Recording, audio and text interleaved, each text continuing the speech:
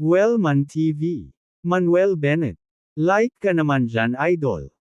Kabanata 531, Kabanata 531, Pagkilala sa gamot na naka-blindfold. Stellar Entertainment Group. Tanggapan ng Pangulo. Sinusuri ni Nancy Maddox ang mga dokumento. Knock knock knock, knock knock. Biglang may kumatok sa pinto. Pumasok ka na. Sagot ni Nancy Maddox. Itinulak ang pinto. Mabilis na pumasok si Assistant Sylvia Warren dala ang kanyang mobile phone. President Maddox, malaking balita, talagang malaking balita. Anong malaking balita? Curious na tanong ni Nancy Maddox. Inabot ni Sylvia ang kanyang mobile phone kay Nancy Maddox. President Maddox, tingnan mo ito. Isa itong live na broadcast mula sa Prosperity Square. Hinahamon ni Mr. Bennett ang 4 na tradisyonal na doktor mula sa Socorro Country. Nagmamadaling kinuha ni Nancy Maddox ang telepono at nagsimulang manood. Makalipas ang ilang minuto, tumayo si Nancy Maddox, Assistant Warren, "Tara na, pupunta tayo sa Prosperity Square para suportahan ang Kuya Bennett ko." Ha! Natigilan sandali si Sylvia Warren, "May meeting tayo mamaya." Sinabi ni Nancy Maddox, "Ipagpaliban ito." Sige. Walang ganang tumanggo si Sylvia Warren. Samantala, South Coffee Shop. Sa looban, si Julie Stewart ay nagdidilig ng mga bulaklak. Sa sandaling ito, tumunog ang kanyang cellphone na may notification. Ibinaba niya ang watering can, kinuha ang phone niya para tingnan ito. Sa pop-up window ng telepono, may isang linya ng text. Live broadcast. Hinahamon ng nangungunang doktor ng River City na si Manuel Bennett ang 4 na sikat na doktor ng unang medikal na sekta ng Sacred Medicine Gate ng Socorro Country. Manuel Bennett. Nagulat si Julie Stewart at nag-click sa live na broadcast. Matapos manood ng ilang sandali, iniligpit ni Julie Stewart ang kanyang telepono at sumigaw, "Assistant Zhang." Mabilis na tumakbo ang isang babaeng katulong, "President Stewart, anong problema? Ihanda mo ang sasakyan, pupunta tayo sa Prosperity Square." Oo. Nang malaman ni Nancy Maddox at Julie Stewart ang tungkol sa medikal na hamon ni Manuel Bennett laban kay Yoshida Takuma at sa kanyang koponan sa Prosperity Square. Nalaman din ng iba't ibang martial arts hall master sa River City at mga business association president ang tungkol sa balita. Nagmamadali ang lahat sa Prosperity Square na may hindi nasabi na pag-unawa. Kasabay nito, bansa ng Socorro, Ginza, East City. Bilang pinakamalaking plaza sa East City, ito ay abala sa aktibidad at masikip sa mga tao. Sa sandaling ito, ang plaza ay napuno na ng mga tao. Ang malaking LED screen ay nagpapakita ng isang live na broadcast ng labanan ni Manuel Bennett laban kay Yoshida Takuma at sa kanyang koponan. Nani. Natalo si Miss Sakurako ng East Nation Lad. Si Miss Sakurako ay isang heavenly genius na doktor mula sa Sacred Medicine Gate. Paano siya matatalo ng isang taga-East Nation? Hindi lang natalo si Miss Sakurako, pero kung titingnan ang sitwasyon ngayon, malapit nang matalo si Kamitani Hirokawa. Who the hell is this guy? Is he the East Nation's top doctor? Bakit hindi ka panipaniwala ang kanyang medical skills? Yoshida, Fujiwara, Kamitani, dapat mong talunin itong batang East Nation, dapat mong talunin siya. Ang mga tao mula sa Socorro Country ay nagsisigawan, ang kanilang mga mata ay puno ng pagkabigla, galit, at hindi paniniwala. Silang ang bansa. River City. Prosperity Square. Tapos na ang oras. Sabay na sigaw ni Cyril Clancy at Yoshida Takuma. Sina Manuel Bennett at Kamitani Hirokawa ay parehong tinatrato ang huling tao at pagkatapos ay huminto sa parehong oras. Same time na tanong ni Yoshida Takuma, Ichiro Fujiwara, bilangin ang mga resulta. Ngayon lang, ang bilis ni Manuel Bennett sa bone setting treatment ay halatang mas mabilis kaysa sa Kamitani Hirokawa. Ngunit, hawak pa rin niya ang isang kislap ng pag-asa. Sinimulan din ni Joan Holman na bilangin ang bilang ng mga tao. Makalipas ang ilang minuto, tahimik na naglakad si Ichiro Fujiwara patungo kay Yoshida Takuma, hindi umiimik. Nag-aalalang tanong ni Yoshida Takuma, ilan ang tinatrato ng Kamitani? Sumagot si Ichiro Fujiwara, 23 tao. Paano ang batang iyon? Tanong ulit ni Yoshida Takuma. Ichiro Fujiwara clenched his teeth, 56 people. Ano? 56 na tao. Nang marinig ang numerong ito, tuluyan na siyang napatulala. Siya ay orihinal na nagkaroon ng kislap ng pag-asa para sa kamita ni Hirokawa. Ngunit pagkatapos marinig ang mga numero, siya ay naging ganap na desperado. Hindi, imposible talaga. Paano kayang tretuhin ng batang ito ang napakaraming tao kaysa sa akin? Hindi ito matanggap ni Kamitani Hirokawa at umungol ng malakas. Sumimangot si Joan Holman, kung hindi ka naniniwala, mabibilang mo ito sa iyong sarili. Magbibilang ako. Mahigpit na itinikom ni Kamitani Hirokawa ang kanyang mga ngipin at nagbilang ng ilang beses. Sa huli, suray-suray at muntik nang mahulog ang katawan niya. Natalo siya. Nawala talaga siya. At nawala ng lubusan. Si Cyril Clancy ay nag-anunsyo na may isang nagniningning ng ngiti, idinedeklara ko na sa ikalawang round, si Dr. Bennett ang nanalo. Muling natuwa ang mga manunood sa ibaba. Nanalo na naman siya, nanalo na naman si Dr. Bennett. Tinatreto lang ng taong ito ang 23 tao, habang 56 naman ang ginagamot ni Dr. Bennett. Isa itong ganap na nakadurog na tagumpay. Dr. Bennett, patuloy na manalo ng ganito, at ipaalam sa kanila kung gaano kalakas ang tradisyonal na gamot ng East Nation. Tuwang-tuwa ang mga manunood, sumisigaw ng malakas. Sa entablado. Sinulyapan ni Manuel Bennett sina Yoshida Takuma at Ichiro Fujiwara, at sinabing, bilisan mo, sino ang sasabak sa ikatlong round? Kakalabanin kita sa ikatlong round. Humakbang palabas si Ichiro Fujiwara. Ano ang laban natin? Tanong ni Manuel Bennett. Pagkilala sa blind drug. Naglabas ng 4 na salita si Ichiro Fujiwara, at nagpatuloy, tulad ng ipinahihiwatig ng pangalan, naghanda kami ng 300 mga materyales na panggamot. Susunod, tatakpan namin ang aming mga mata ng isang itim na tela at kilalanin ang mga panggamot na materyales sa pamamagitan ng amoy. 10 minutong limitasyon sa oras. Ang sinumang tumpak na makatukoy ng higit pang mga gamot sa loob ng 10 minuto ay mananalo. Okay, gawin natin ito. Sumang-ayon si Manuel Bennett nang walang pag-aalinlangan. Lahat ng mga gamot sa mundo ay nakaukit na sa kanyang isipan. Para sa kompetisyon na ito, wala siyang pressure. Blind drug identification, ito ay kawili-wili. Bukod dito, ang limitasyon sa oras ay pinaikli sa 10 minuto.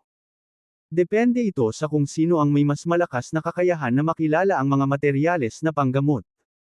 Kahit ano pa ang sabihin mo, walang pasubali akong naniniwala kay Dr. Bennett. Nagbulungan ang mga tao sa ibaba sa talakayan. Hindi nagtagal, isa-isang nagdala ang mga alagad ng Sacred Medicine Gate ng malalaking kahoy na kahon.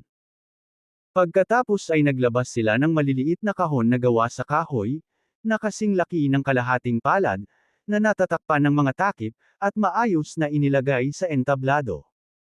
150 kahon ang inilagay sa harap ni Manuel Bennett at Ichiro Fujiwara. Isang disipulo ang nag-abot kina Manuel Bennett at Ichiro Fujiwara ng 2 itim na tela. Kinuha ni Bennett ang itim na tela at direktang tinakpan ang kanyang mga mata. Tinakpan din ni Ichiro Fujiwara ang kanyang mga mata. Ready na ba kayong dalawa? Malakas na tanong ni Yoshida Takuma. Handa na. Sabay na nagsalita sina Manuel Bennett at Ichiro Fujiwara. Magsisimula na ang oras. Parehong sigaw ni Yoshida Takuma at Cyril Clancy. Mabilis na nag-squat si Ichiro Fujiwara at isa-isang binuksan ang mga kahon sa pamamagitan ng paghawak sa mga ito. Bahagya lang siyang sumangot, saka nagsimulang mag-ulat ng mga pangalan ng mga medicinal materials.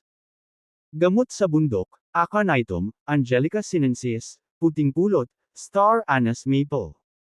Mabilis na naitala ni Joan Holman at ng isang alagad ng Sacred Medicine Gate ang kanilang mga ulat. Gayunpaman, sa pagkamangha ng lahat, nakatayo pa rin doon si Manuel Bennett, hindi gumagalaw. May 10 minuto na lang, hindi pa rin sila bibigyan ni Brother Bennett ng advantage, di ba? Kung matalo siya, hindi magiging masaya. Blankong tanong ni Bard. Oo.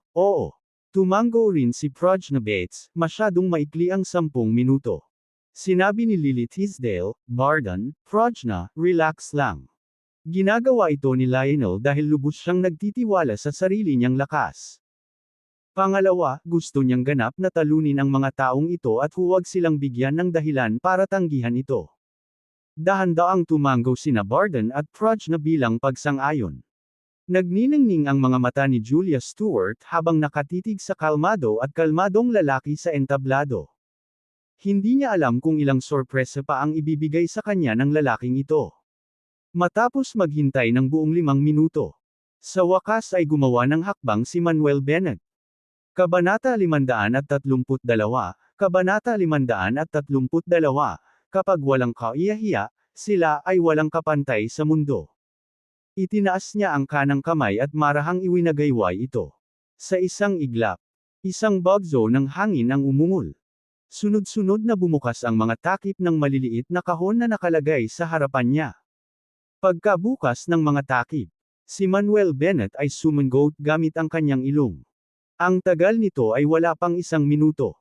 Pagkatapos ay sinimulan niyang iulat ang mga pangalan ng gamot.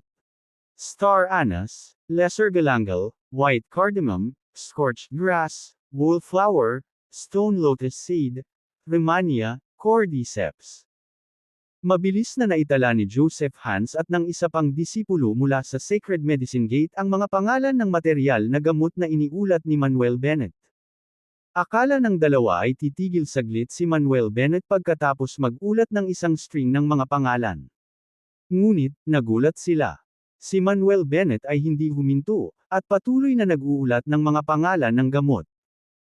Natulala lahat sina Yoshida Takuma, Kamitani Hirokawa, at Miura Sakurako sa entablado.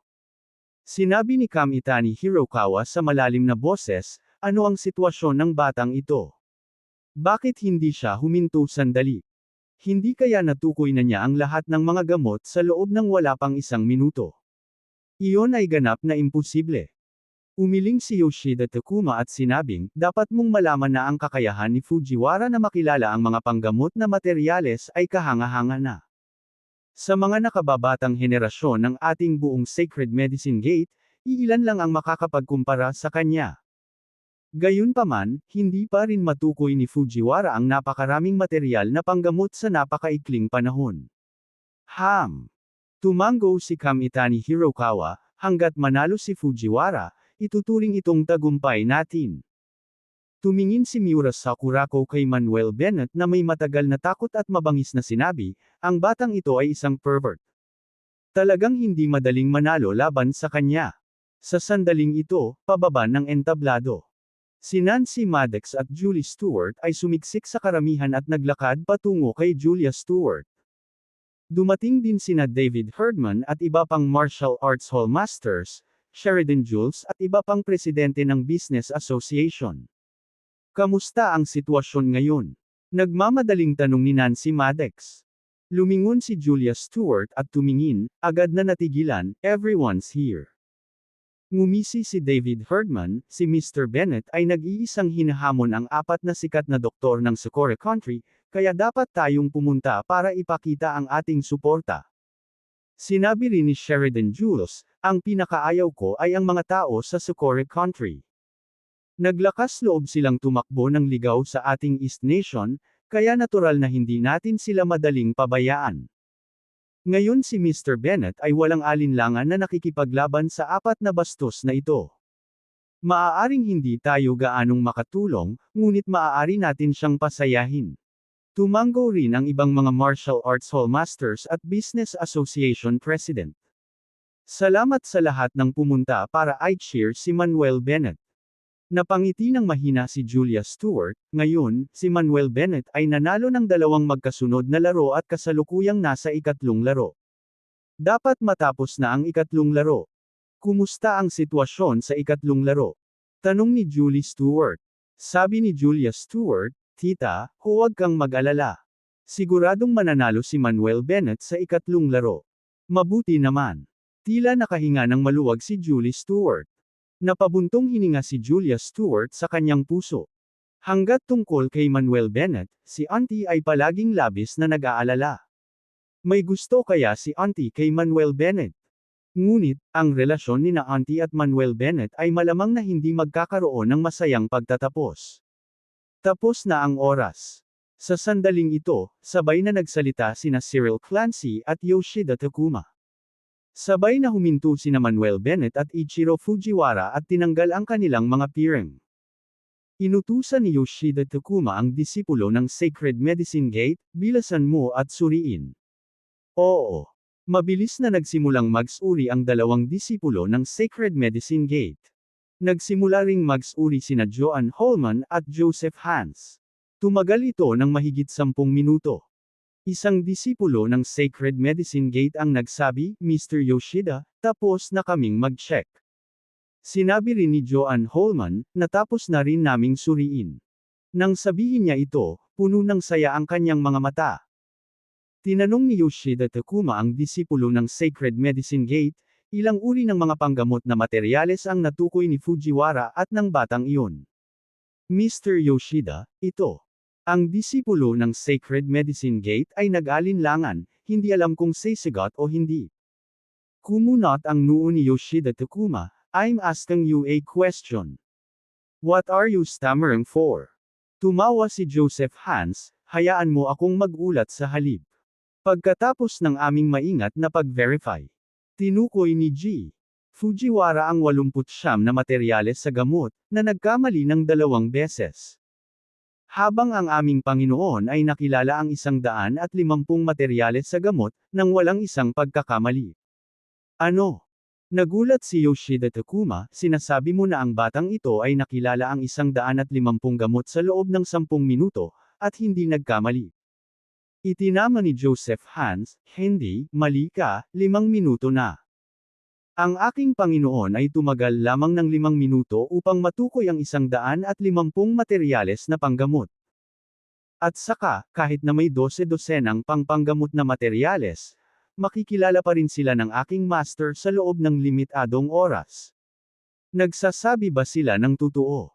Tinukoy ba talaga ng batang ito ang 150 materyales sa gamot nang walang isang pagkakamali? Naikuyong ni Yoshida Takuma ang kanyang mga kamao at tinanong ang 2 disipulo ng Sacred Medicine Gate. Tumango ang 2 alagad. Paano ito posible? Hindi matanggap ni Ichiro Fujiwara ang katotohanan, at itinuro si Manuel Bennett na may galit na dagandong. Nadaya ka. Paano makikilala ng sinuman ang 150 medicinal materials sa loob ng 5 minuto nang walang pagkakamali? Sabi mo niloko ako. Tumawa si Manuel Bennett, then tell me, saan ako nag-cheat? Una, ibinigay mo ang mga panggamot na materyales. Pangalawa, tulad mo, nakapikit ako at saksi ang lahat. Paano mo nasabing niloko ako? Sa tingin ko ang tunay na manloloko ay ikaw. Ikaw. Biglang natahimik si Ichiro Fujiwara. Sa harap ng napakaraming tao, sa napakaraming taong nanunood, talagang inaakusahan mo si Dr. Bennett ng pagdaraya. Are you out of your mind? Sa tingin ko hindi mo matatanggap ang pagkatalo at nagsimula ka ng maglaro ng dirty, hindi ba? Walang hiya talaga. Sunod-sunod na inaakusahan ng karamihan sa ibaba. Bumantong hininga si Barden Bard, nakakita ako ng mga walang hiyang tao, ngunit walang sinumang walang hiya. Sa katunayan, ang isang walang hiyang tao ay hindi magagapi sa mundo. Sina Julia Stewart at Nancy Maddox ay tumango bilang pagsang-ayon. Nagulat din sila sa kawalang hiyaan ni Ichiro Fujiwara. Tumanggi pa rin si Ichiro Fujiwara na aminin ang pagkatalo, na umuungal, kung hindi nanloko ang batang ito, paano niya makikilala ang 150 gamot sa loob ng 5 minuto? Sinabi ni Manuel Bennett sa bawat salita, dahil hindi mo ito magagawa ay hindi nangangahulugang hindi ko ito magagawa. Ang insekto sa tag-araw ay hindi alam ang yelo, ang polaka sa isang balon ay hindi alam ang karagatan, ang isang ordinaryong tao ay hindi alam ang daan. Magwala ka na lang, sa susunod. Ungol ni Yoshida Takuma, Mr. Fujiwara, umatras, natalo tayo sa round na ito. Humph! Ngumuso si Ichiro Fujiwara at tumabi. Humakbang pasulong si Yoshida Takuma, nakatitig kay Manuel Bennett, bata, para sa huling round, makikipagkumpetensya ako sa iyo. Paano tayo makikipagkumpetensya? Humakbang pasulong si Manuel Bennett, nagtanong ng may mapaghamong tono.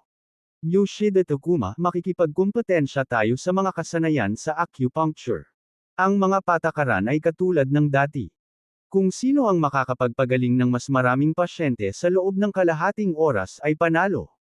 Okay. Sumang-ayon si Manuel Bennett nang walang pag-aalinlangan. Sinabi ni Yoshida Takuma kay Kamitani Hirokawa, Mr. Kamitani, magtatagal ka. Sige. Kinuha ni Hirokawa Kamitani ang relo. Manuel Bennett, pinaplano kong bigyan ka ng ilang minutong kalamangan sa huling round sa simula. Pero dahil napakawalan mo, hindi ko na lang ibibigay. Yoshida Takuma, hindi ko kailangan ang iyong kawang gawa. Talaga. Napaka-prinsipyo. Ngumiti si Manuel Bennett at nagpatuloy, gayon din, hindi ba sinabi mo na ang iyong Sacred Medicine Gate ay lumikha ng Molly Gate 13 needles, sa pamamagitan ng Iset Divine Needle? Sinabi mo na ang Molly Gate 13 needles, ay mas mataas kaysa sa Iset Divine Needle. Susunod, ipakikita ko sa iyo ang tunay na kapangyarihan ng Iset Divine Needle. Malamig na sinabi ni Yoshida Takuma, kung gayon ay maghihintay ako at titingin. Sa isang iglap, libu-libong tao sa plaza ang tumingin patungo sa mataas na plataporma. Ang lahat ay nagsimulang umasa dito. Inaasahan ang huling round. Inaasahan ang pagwawagi ni Manuel Bennett sa huling round, pagwawalis at pagdurog kay Yoshida Takuma at sa kanyang koponan. Kabanata 533, Kabanata 533, lumuhod, humingi ng tawad, at umalis. Nang handa na sina Manuel Bennett at Yoshida Takuma. Simulan ang timer. Sabay na sigaw ni Cyril Clancy at Kamitani Hirokawa. Nang walang anumang pag-aalinlangan, sinimulan ni Yoshida Takuma ang pagpili ng mga pasyente mula sa karamihan. Bukod dito, upang manalo sa kompetisyong ito, wala siyang pakialam sa kawalang hiyaan, at lahat ng mga pasyenteng pinili niya ay may medyo banayad na karamdaman. Gayunpaman, ginawa ni Manuel Bennett ang eksaktong kabaligtaran ng Yoshida Takuma, partikular na pagpili ng mga pasyente na may malubhang kondisyon. Di nagtagal, si Yoshida Takuma ay pumili ng 13 tao. Si Manuel Bennett ay pumili ng 18 tao. Nang umakyat na ang lahat ng tao sa stage, binuksan ni Yoshida Takuma ang kanyang kahon ng gamot at naglabas ng isang kahon ng mga pilak na karayom. Pagkatapos, tahimik niyang inipon ang kanyang lakas at ibinaba ang kanyang kanang kamay. Sa isang iglap, whoosh whoosh whoosh. 13 pilak na karayom na naglalabas ng lilang liwanag na putok sa langit ng sabay. Ang taong ito ay tila may ilang mga kakayahan. Ang isang hakbang lamang na ito ay hindi isang bagay na maaaring gawin ng isang regular na doktor. Kahit ano paman, ang lalaking ito ang nangunguna sa apat na ito. Kung wala siyang kakayahan, hindi niya matatalo si Dr. Holman at ang iba pa. Ano pa ang silbi ng may kaunting kakayahan? Hindi pa rin siya makakapareha ni Dr. Bennett. Ang karamihan sa ibaba ay nagsimulang mag-usap, na may pagkabigla, panunuya, at paghamak. Tumingin si Yoshida Takuma kay Manuel Bennett na may pagmamalaki na mukha at sinabing, "Anak, kaya kung kontrolin ang 13 karayom ng sabay-sabay, paano mo maihahambing sa akin?" Sagot ni Manuel Bennett, "Napakamanghabang kontrolin ang 13 karayom ng sabay-sabay." Ngumisi si Yoshida Takuma, "Ano, kaya mo bang kontrolin ang higit sa 13 karayom ng sabay-sabay?" Hindi nagsalita si Manuel Bennett, at sa halip ay kumuha ng isang kahon ng pilak na karayom mula sa kanyang bulsa. Matapos buksan ang kahon, itinaas niya ang kanyang kanang kamay. Whoosh whoosh whoosh. 18 pilak na karayom na nababalot ng nakasisilaw na gintong liwanag, sabay-sabay na ipinutok sa langit. You can actually control at 18 needles sabay-sabay. Nang makita ito, si Yoshida Takuma ay natulala. Natulala rin sina Ichiro Fujiwara, Kamitani Hirokawa, at Miura Sakurako, hindi makapaniwala sa eksenang nasa harapan nila. Malamig na sumangot si Yoshida Takuma at sinabing, "Kahit na mas makontrol mo pa ang mga karayom kaysa sa akin, paano na? Inihahambing namin kung sino ang makakapagpagaling ng mas maraming pasyente sa loob ng kalahating oras." Sa sinabi niyang iyon, mariing ibinaba niya ang kanyang kanang kamay. Holy Gate 13 Needles. Sa isang sigaw. 13 pilak na karayom ang sumipol, tumusok sa acupoints ng 13 pasyente. Hindi na rin nagdalawang isip si Manuel Bennett, na inindayog ang kanang kamay. Itakda ang Divine Needle. Sa isang malakas na sigaw. 18 pilak na karayom ang lumipad palabas, tumusok sa acupoints ng 18 pasyente. Hums. Ang mga pilak na karayom sa magkabilang panig ng mga pasyente ay nagsimulang mag-vibrate ng direkta, umaalingaw sa buong parisukat. Nang makita kung gaano kahusay si Manuel Bennett sa acupuncture, medyo natarante si Yoshida Takuma. Muli niyang ikinaway ang kanyang kamay, muling kinokontrol ang 13 karayom, tinusok sa susunod na hanay ng mga acupoints ang 13 pasyente. Muli ring ibinayo ni Manuel Bennett ang kanyang kamay, kinokontrol ang 27 karayom, na tumusok sa iba't ibang acupoints ng 18 pasyente. Paano ito posible? Napabulala si Ichiro Fujiwara, paano muling tumaas ang kontrol ng karayom ng batang ito? Natulala rin sina Kamitani Hirokawa at Miura Sakurako, hindi makapagsalita. Medyo natakot din si Yoshida Takuma, nanginginig ang buong katawan. Hindi siya nang ahas na huminto, patuloy na kinokontrol ang 13 karayom, tinusok ang mga ito sa acupoints ng 13 pasyente. Gayunpaman, isang mas nakakagulat na eksena ang lumitaw para kay Yoshida Takuma. Muling ibinaba ni Manuel Bennett ang kanyang kamay. Sa pagkakataong ito, whoosh whoosh whoosh. 36 na pilak na karayom ang pumailan lang sa langit ng sabay-sabay, nagniningning na may maningning na gintong liwanag. 36 na karayom. Kaya talagang kontrolin ng batang ito ang 36 na karayom ng sabay-sabay. Napakabata ng batang ito, paano magiging malakas ang kontrol niya sa acupuncture? 36 na karayom, maging ang unang mayabang na junior master ng ating Sacred Medicine Gate ay maaari lamang makontrol ang 39 na karayom. Hindi kaya kapantay ng junior master ang medical skills ng batang ito. Si Ichiro Fujiwara, Kamitani Hirokawa, at Miura Sakurako ay nagsimulang manginig. Si Yoshida Takuma ay napabugarin ng malamig na pawis, na gustong sumuko ng direkta. Paano siya makikipagkumpetensya sa isang bata na ang mga medikal na kasanayan ay kapantay ng junior master? Dahil dito, bagamat nakita nilang ginagamot ni Manuel Bennett ang mga bata sa video, hindi kumpleto ang video na nakita nila. Sa makatuwid, hindi nila alam ang tunay na antas ni Manuel Bennett sa larangan ng acupuncture. Gayunpaman, pagkatapos makontrol ang 36 na karayom, hindi na tumaas pa si Manuel Bennett. Nagplano siyang magpigil ng kaunti.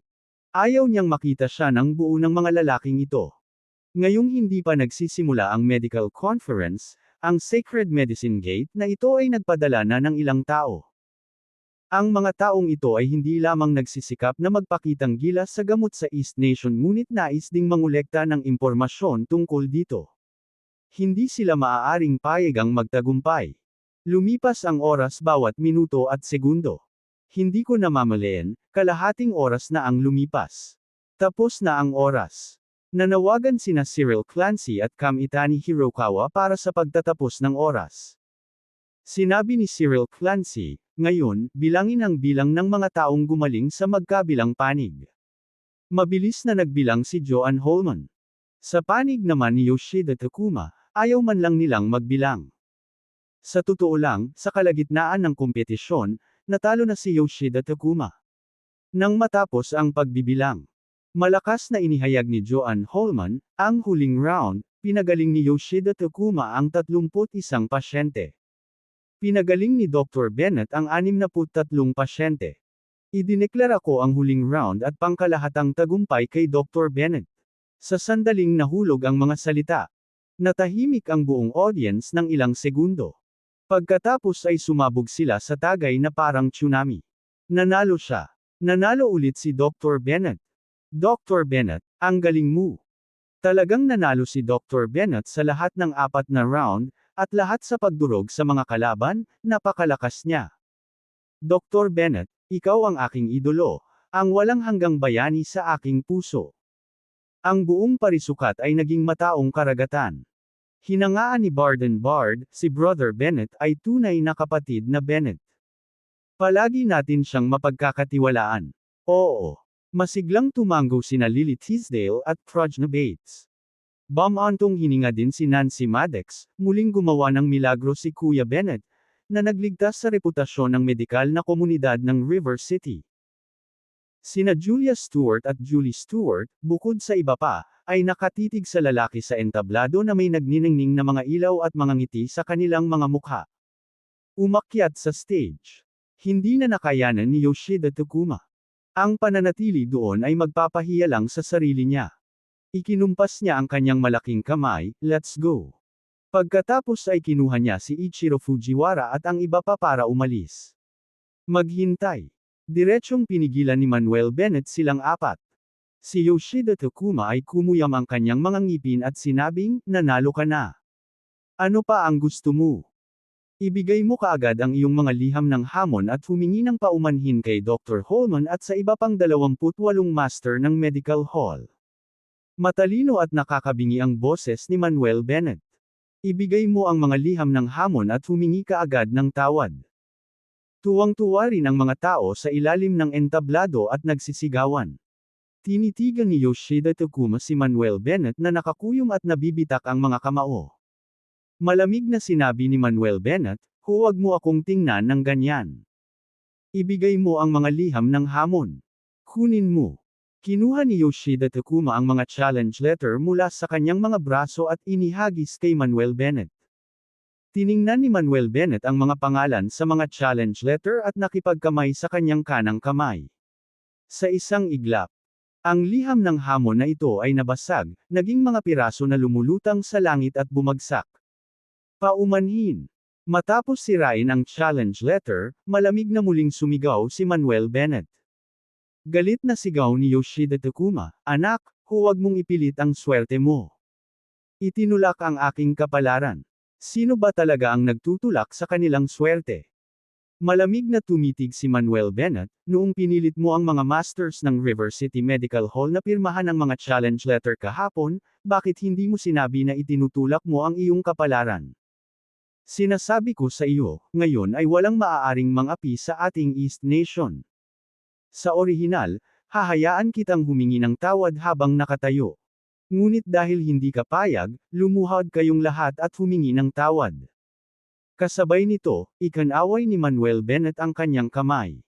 Isang pagsabog ng malakas na true chi ang tumama sa tuhod ng apat na lalaki. Og! Si Yoshida Takuma at ang iba pa ay nakaramdam ng pananakit sa kanilang mga tuhod at bumagsak sa lupa.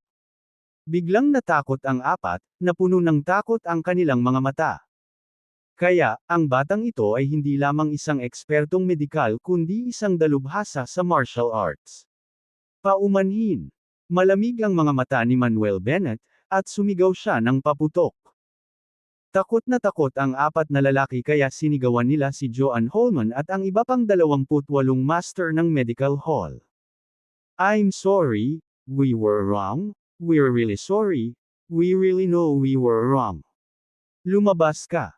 Ikinaway ni Manuel Bennett ang kanyang kamay at sumigaw, "Lumabas ka sa River City at umalis sa East Nation." Si Yoshida Takuma at ang iba ay hindi na nang ahas na magtagal pa at tumakas, gumagapang at gamulong. Kabanata 534, Kabanata 534, Taglay, ang dakilang katwiran. Hahaha. Nang makita si Yoshida Takuma at ang iba pa na tumatakbo palayo sa kahihiyan, nagtawanan ang lahat sa plaza. Ang mga bastos na ito ay naglakas loob na makipagkumpetensya kay Dr. Bennett, nang hihingi lang sila ng gulo. Noon pa lang, sumisigaw ang mga lalaking ito para talunin si Dr. Bennett. Tadyakan pa daw nila si Dr. Bennett. Ngayon, hindi pa ba sila natalo sa ating Dr. Bennett? Kapag dumating ang mga kaibigan, mayroon kaming masarap na alak. Kapag dumating ang mga jackal, mayroon kaming mga baril sa pangangaso. Hindi na kailangang maging magalang sa mga lobong ito.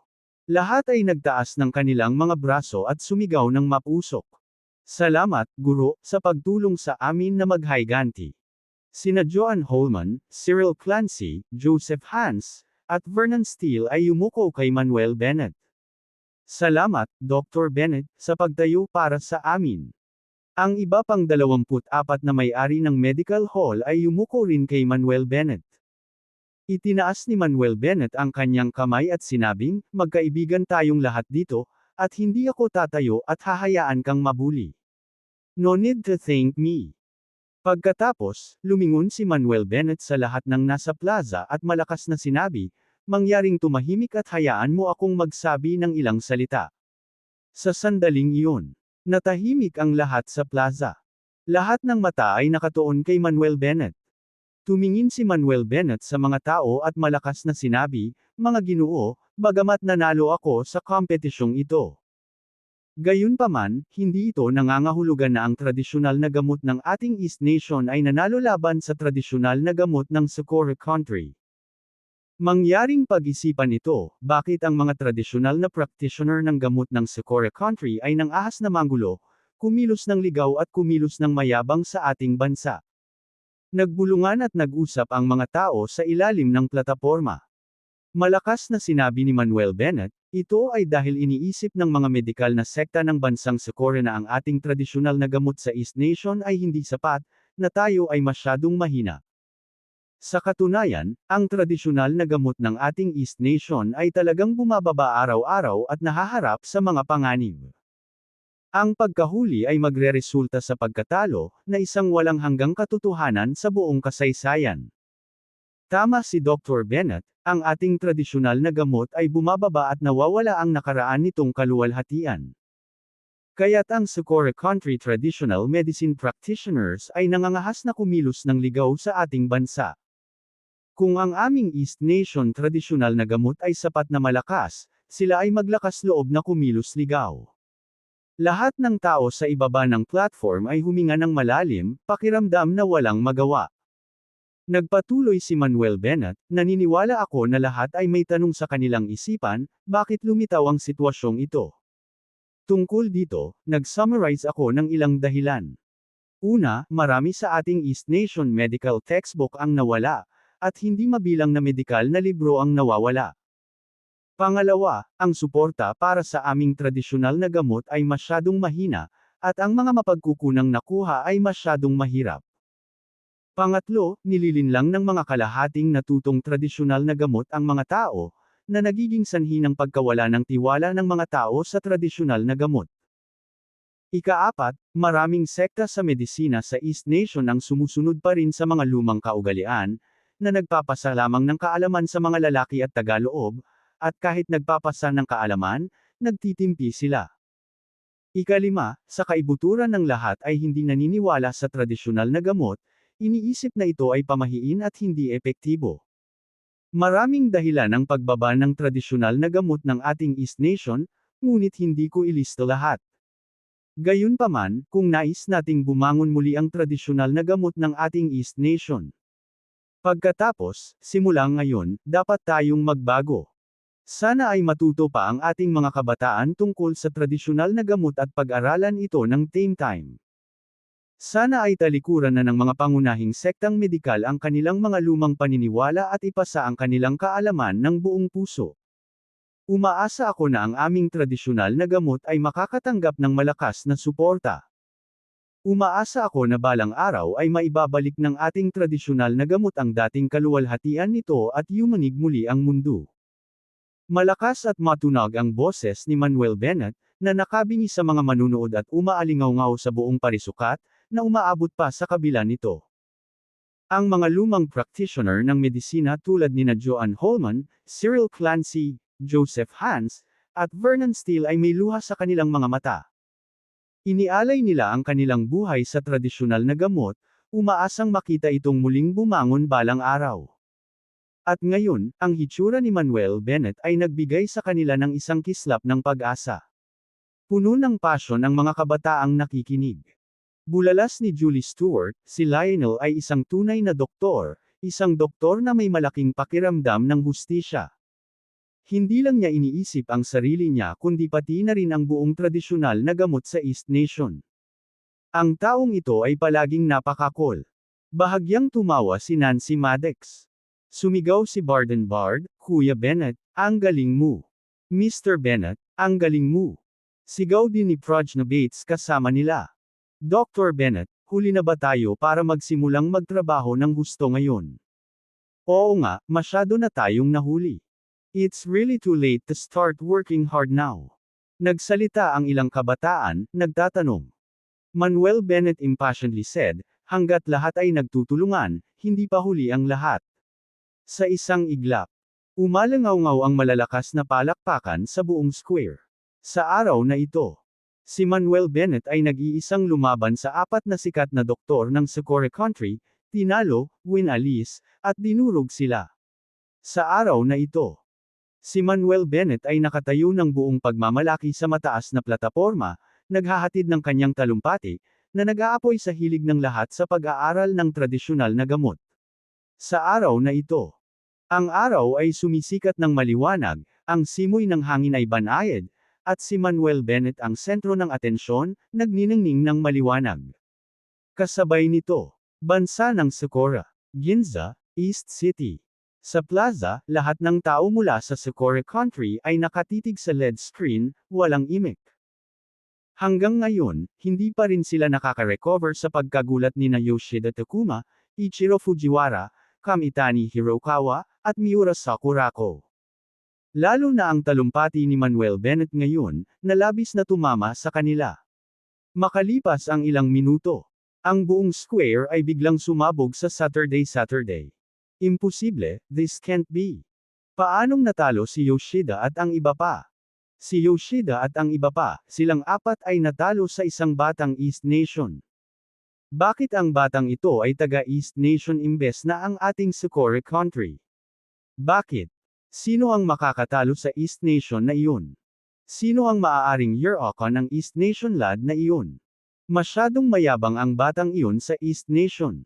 Kailangan natin siyang talunin ng lubusan. Ang mga tao sa Socorro Country ay umungal sa galit. Napuno sila ng inggit, selos, galit, at halo-halong emosyon. Sa isang magandang lugar sa suburb ng East City, napapaligiran ng mga bundok at malinaw na tubig. Ang mga sinaunang gusali ng palasyo ay matatagpuan sa gitna ng mayayabong na berdeng mga puno at alon-alon na mga bundok, tulad ng isang fairyland sa lupa. Ito ang punong tanggapan ng Sacred Medicine Gate, ang unang medikal na sekta ng Socorro Country. Sa sandaling ito, sa isang sinaunang Great Hall, isang matanda at isang binata ang nakaupo sa mga cushions, naglalaro ng Go. Nakasuot ng itim na kimono ang matandang lalaki, at bagamat puti ang kanyang buhok, kulay rosas ang kanyang kutis, at maningning ang kanyang mga mata. Nakasuot ng puting kimono ang binata, nakatali ang itim na buhok, gwapo ang mukha, at puno ng kayabangan ang mga mata. Ang matandang lalaking ito ay ang sect leader ng Sacred Medicine Gate, at ang kasalukuyang may-ari ng pamilya ng Katano family, si Biano Kanghong. Ang binatang ito ay apo ni Biano Kanghong at ang unang henyo ng langit ng Sacred Medicine Gate, si Kevin Hedy. Sa sandaling ito, isang disipulo ng Sacred Medicine Gate ang nagmamadaling tumakbo, yumuko kay Biano Kanghong, at sinabing, "Sect leader, may IR report." Hindi lumingon si Biano Kanghong bagkus ay nagpatuloy sa paglalaro, mahinang nagsalita, "Magsalita ka." Tumango ang disipulo at nagulat, "Sect leader, nakatanggap lang kami ng mensahe." Hinamon ni Yoshida, Ichiro, Kamitani, at Miss Socorro ang isang doktor sa East Nation. Gayunpaman, silang apat ay hindi kalaban para sa East Nation doktor at lahat sila ay natalo sa huli. Sa sandaling lumabas ang mga salitang ito. Flunk. Nang inag ang palso ni Biano Kanghong, at nahulog sa board ang isang piraso ng chess sa kanyang kamay. Kabanata 535, Kabanata 535, Tatlong Dakilang Banal na Hari.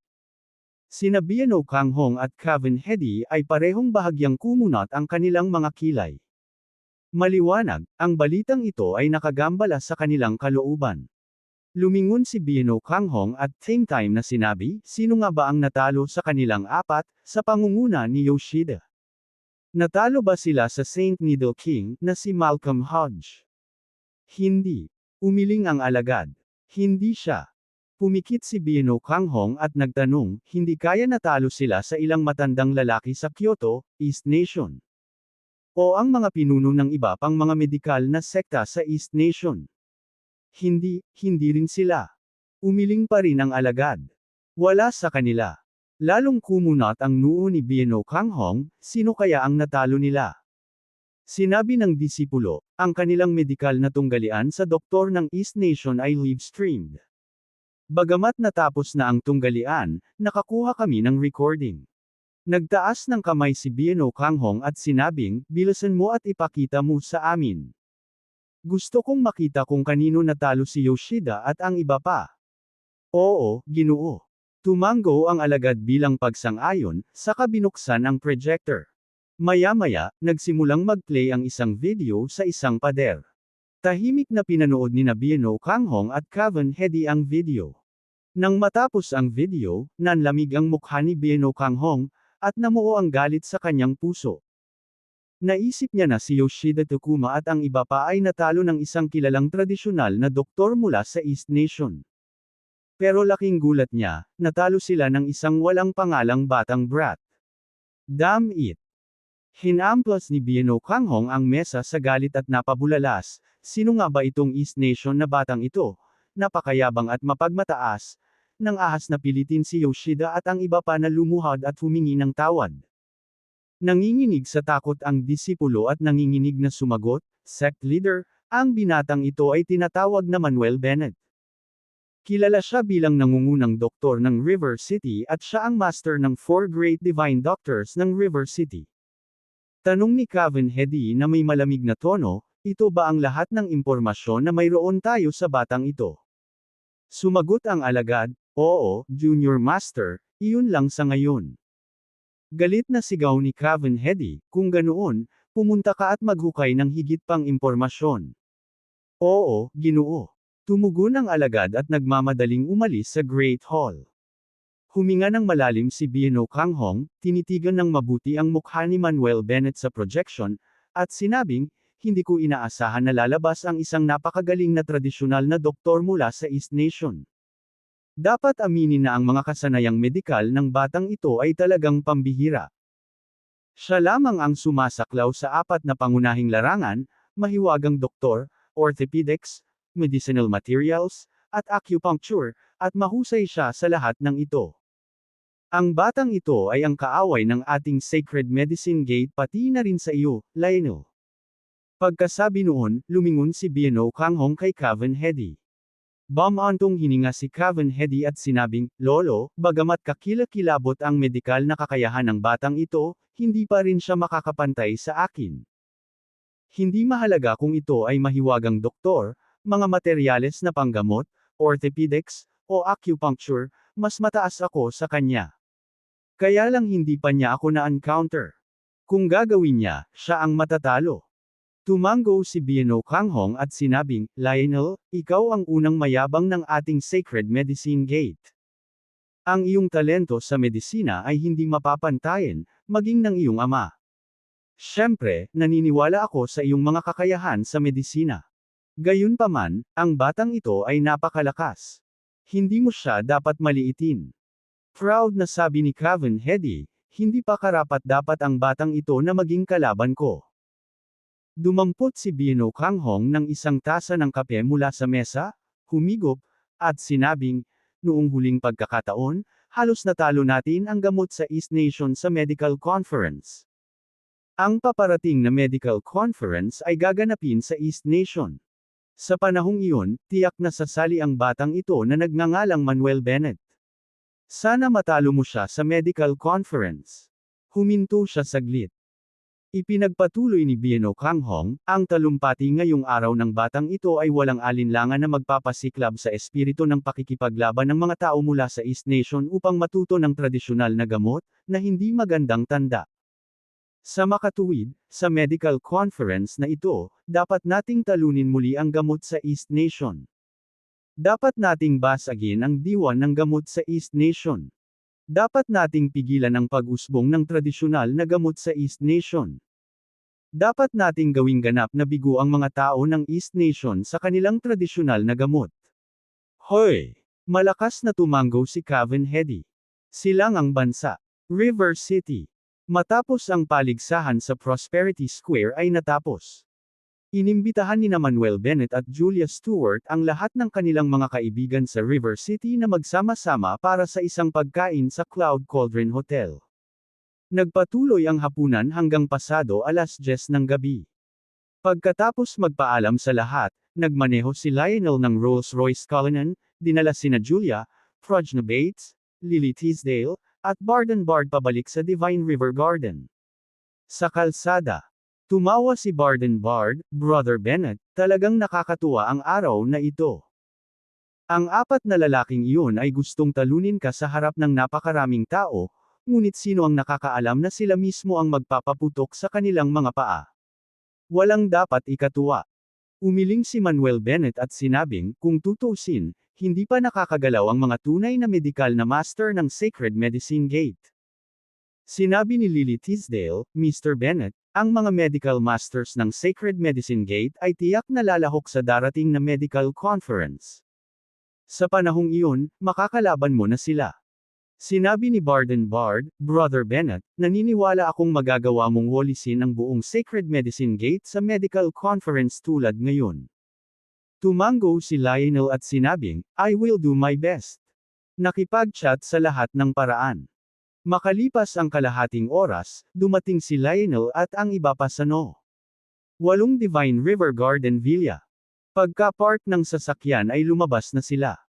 Kumaway si Barden Bard at sinabing, Brother Bennett, Sister-in-law, Girl Prajna Bates, see you tomorrow. Good night, everyone. Kumaway din si Lily Teasdale, kasunod ni Barden Bard, naghahanda ng umalis. Matagal nang bumili si Lionel ng villa para sa kanilang dalawa sa Divine River Garden, malapit sa No. 8 Villa. Good night. Kumaway din si Lionel. Gayunpaman, nang papasok na sina Lionel, Julia, at Prajna Bates sa villa. Biglaan. Nag-igting ang isip ni Lionel, at mabilis siyang tumangala sa bubong ng villa, sumigaw, sino nandyan? Lionel, anong meron? Mukhang naguguluhan si Julia. Sina Prajna Bates, Lily Teasdale, at Barden Bard ay may pagtataka sa kanilang mga mukha. Mataimtim na sinabi ni Lionel, may tao sa bubong, dali-daling lumabas ang lahat sa looban. Pagkasabi noon, inihatid ni Lionel si Julia at ang iba pa palabas ng patio ng villa. Hehe, bata, puyat ka talaga ha. Sa sandaling ito, isang kaakit-akit na tawa ang nagmula sa bubong. Napatingin si Lionel at ang iba pa sa bubong. May 3 dayuhan sa bubong. 2 puting lalaki at 1 puting babae. Ang isa sa mga puting lalaki ay matangkad at payat, nakasuot ng itim na tuxedo, mapatla ang mukha at walang bakas ng dugo. Ang pangalawang lalaking puti ay matipuno, nakasuot ng mapusyaw na kulay abong retro suit, may gininto ang kulot na buhok, at gwapong katangian. Ang puting babae ay napakaganda, na may hubog na figura, nakasuot ng itim na masikip na damit na perpektong nakabalangkas sa kanyang katangi tanging kurba. The moment na nakita nila itong tatlo, nagbago ang mukha ni Lionel, at napabulalas siya, Dark Baron, Purgatory Death God, Death Witch, ikaw ba? Natigilan si Barden Bard, Brother Bennett, sila ba ang 3 dakilang Diyos ng Divine Court na nagtangkang pumatay sa iyo noon? Oo. Tumango si Manuel Bennett. Kabanata 536, Kabanata 536, ang kahangahangang pagkakakilanlan ni Neil Kuntz. Napakalakas nila. Matiim na tinitigan ni Lily Teasdale silang tatlo, naging malungkot ang mukha. Hindi na rin nagbibiro si Barden Bard, seryoso ang ekspresyon. Dahil dito, sa pamamagitan lamang ng pagtayo roon, ang 3 taong ito ay nagparamdam sa kanila ng matinding pang-aapi. Makatitiyak sila. Ang paglilinang ng 3 taong ito ay mas mataas kaysa sa kanilang sarili. Dark Baron. Purgatory Death God. Death Witch. Ungol ni Prajna Bates, namutla ang mukha habang nanginginig ang buong katawan. Bagamat nakita na niya ang mga larawan ng 3, hindi pa niya ito nakita ng personal. Pero hindi niya inaasahan na makikita niya sila mamayang gabi.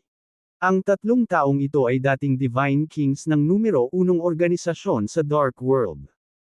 Sila ay kabilang sa pag-iral na maaaring magpang-inig sa madilim na mundo sa pamamagitan lamang ng pagtapak ng kanilang mga paa.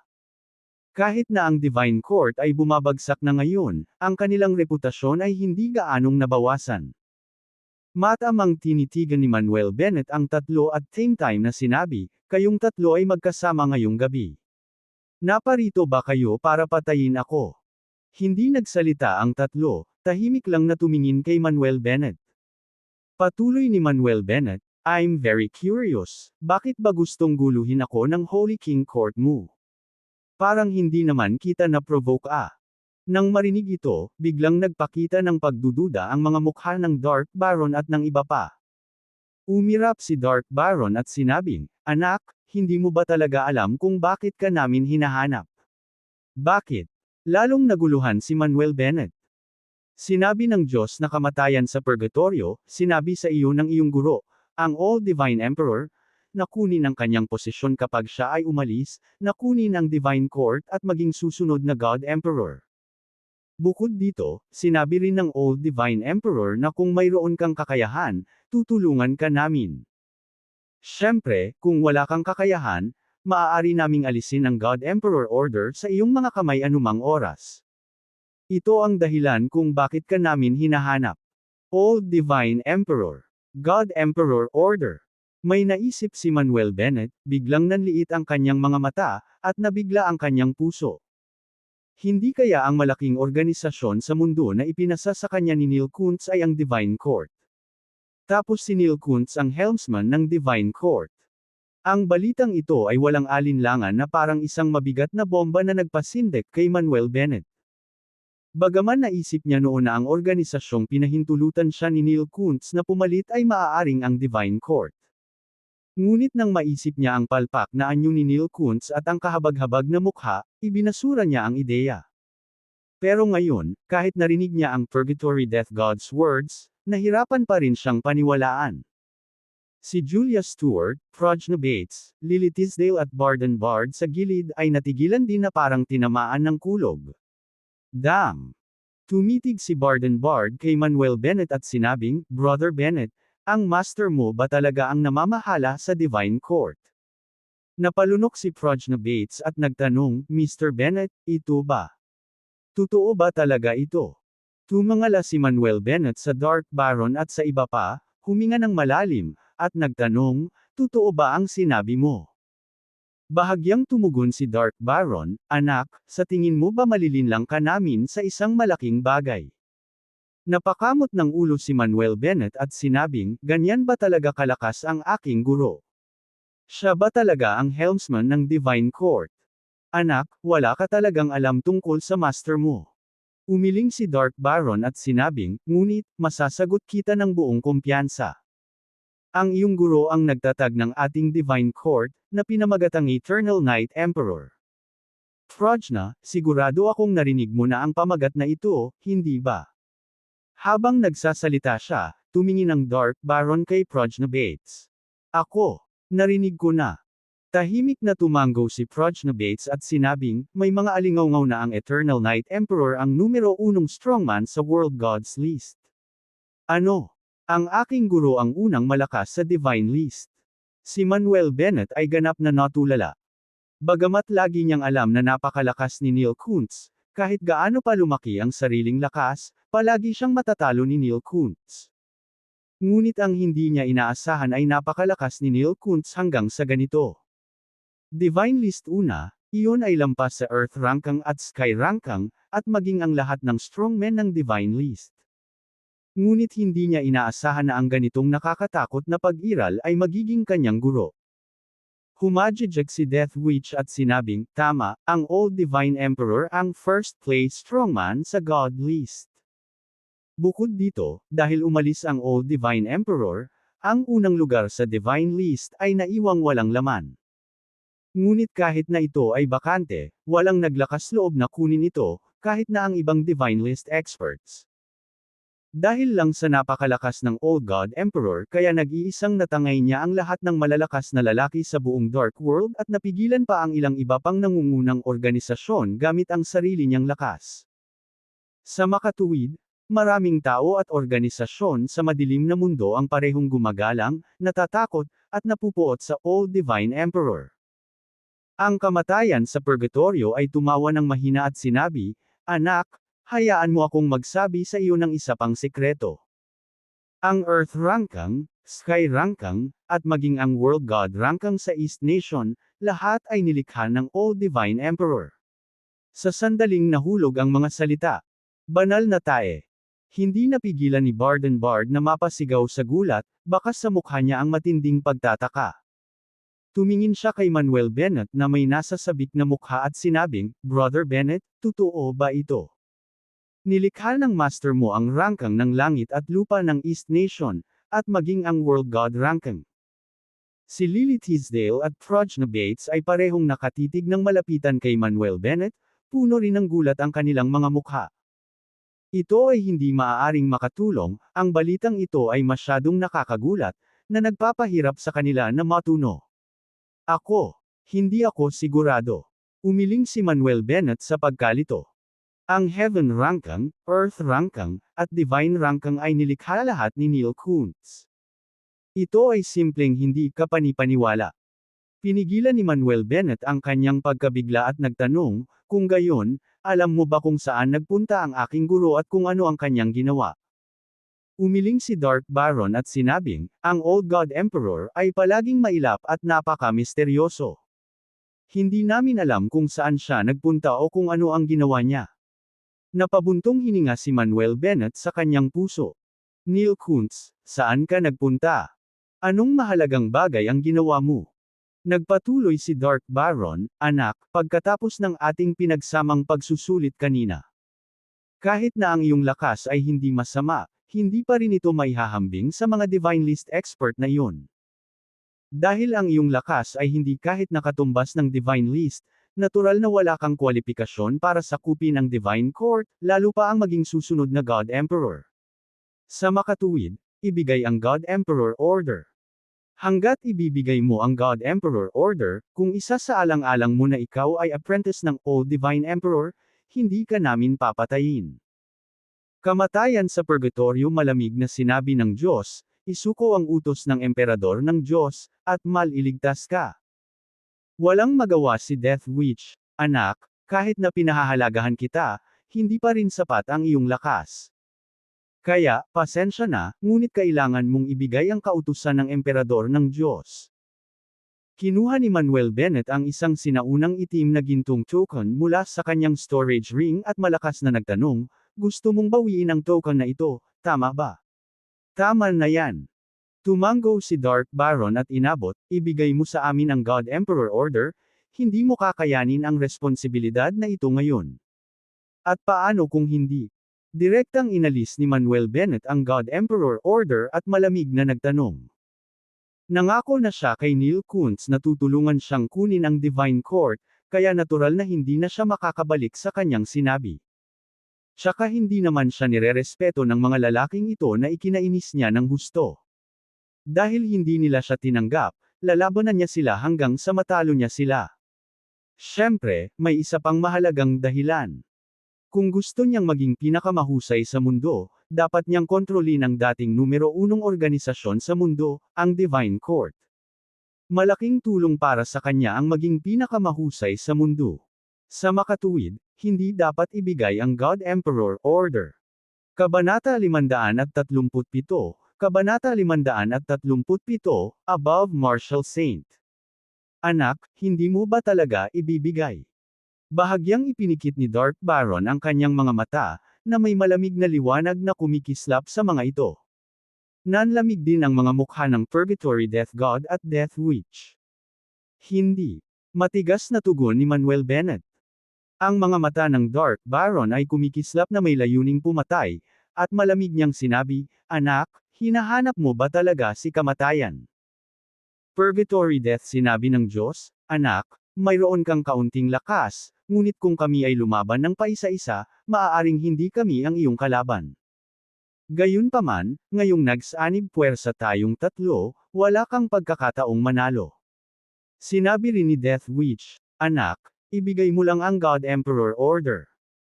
Kung panghawakan mo ito, magdudulot lang ito ng problema sa iyo. Dahil ipinagkatiwala sa akin ng aking amo ang God Emperor Order at hiniling sa akin na kunin ang Divine Court, dapat kong tuparin ang aking pangako. Matigas na tumugon si Manuel Bennett, at pagkatapos ay nagsabi, bukod dito, hayaan mong sabihin ko sa iyo na hindi ko ginamit ang aking tunay na lakas noong lumaban ako sa iyo noon. Kaya kahit magsanib puwersa kayong tatlo, hindi ko kayo kalaban. Nang makita si Manuel Bennett na ipinipilit na harapin ang Dark Baron at ang dalawa pa, si Prajna Bates ay talagang natakot. Ito ang tatlong pinakamalakas na Diyos sa Divine Court. Ang bawat isa ay napakalakas.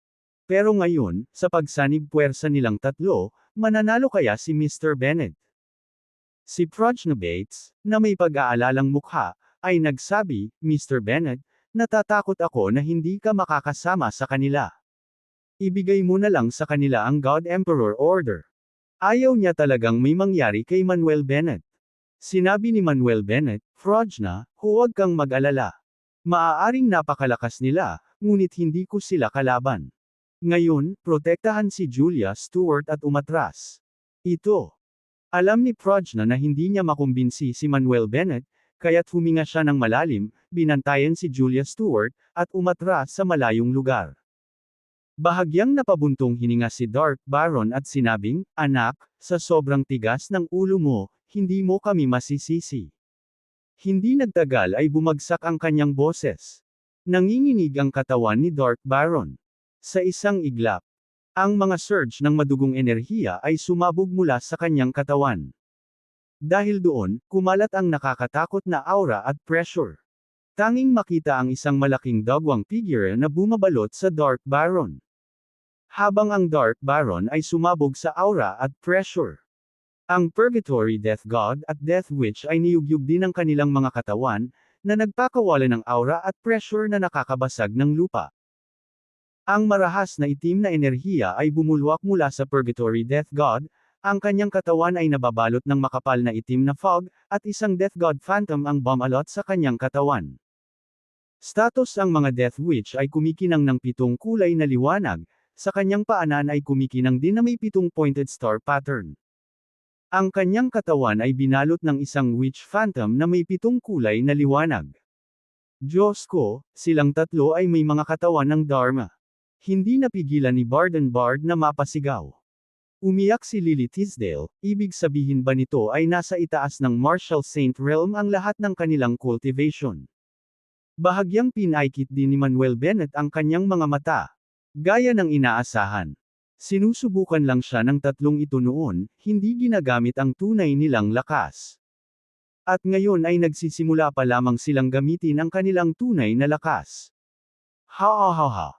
Tumangala si Manuel Bennett sa langit at tumawa ng malakas, sumisigaw, mabuti, tingnan ko kung gaano kalakas ang mga Diyos na ito na naglilingkod sa ilalim ng aking guro. Dahil doon, nanginig ang katawan ni Manuel Bennett. Ang mabangis at marahas na True Chi ay bumulwak mula sa kanyang katawan na parang sirang dam. Ang kanyang mga mata at katawan ay kumikinang sa nakakasilaw na gintong liwanag, at isang malaking Golden Dragon illusion ang bumalot sa kanya. Ngumisi si Barden Bard, Brother Bennett, palagi kong hinala sa puso ko na mayroon kang Dharma body. Ngayon nakikita ko na totoo. Hindi rin makapaniwala si Lily Tisdale. Kahit na lagi niyang alam na napakalakas ni Manuel Bennett. Ngunit hindi niya akalain na umabot sa ganitong antas ang kapangyarihan niya. Patayin! Malamig na sigaw ng madilim na Baron, diretsyong tumalon sa bubong at naging isang kulay dugo na figure, na sinisingil kay Manuel Bennett. Ang Purgatory Death God at ang Death Witch ay parehong lumukso pababa, na naging isang itim na anino at isang 7 kulay na anino, at sumalakay. Nang makita ang tatlo na naniningil sa kanila. Hayaan mo ako, Buddha, makipagkita sa iyo. Sigaw ni Barden Bard, hawak ang Dragon Pattern Zen Stick, at nakipagkita sa mga kalaban. Patayin! Hinawakan ni Lily Tisdale ang tan knife, umilo ang katawan niya, at umatake din siya. Dahil dito, kahit na alam nila na ang paglilinang at lakas ng tatlong taong ito ay higit sa kanilang sarili.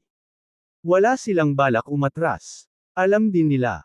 Kung gusto nilang lumakas ang sarili nilang lakas, kailangan nilang lumaban sa malalakas na kalaban. At ngayon, walang duda na ito ay isang pagkakataon. Nang makitang nag-shot-charge sina Lily Teasdale at Barden Bard, hindi sila pinigilan ni Manuel Bennett. Kinailangan nina Lily Teasdale at Barden Bard na labanan ang mga master, totalasin ang kanilang sarili, at patuloy na pagbutihin ang kanilang lakas. Anyway, kasama si Lionel, masisiguro rin niya ang kanilang kaligtasan. Sa pag-iisip na iyon, hindi na nag-alinlangan pa si Lionel, humakbang siya pasulong, nag-transform sa isang gintong liwanag at sinisingil na umatake.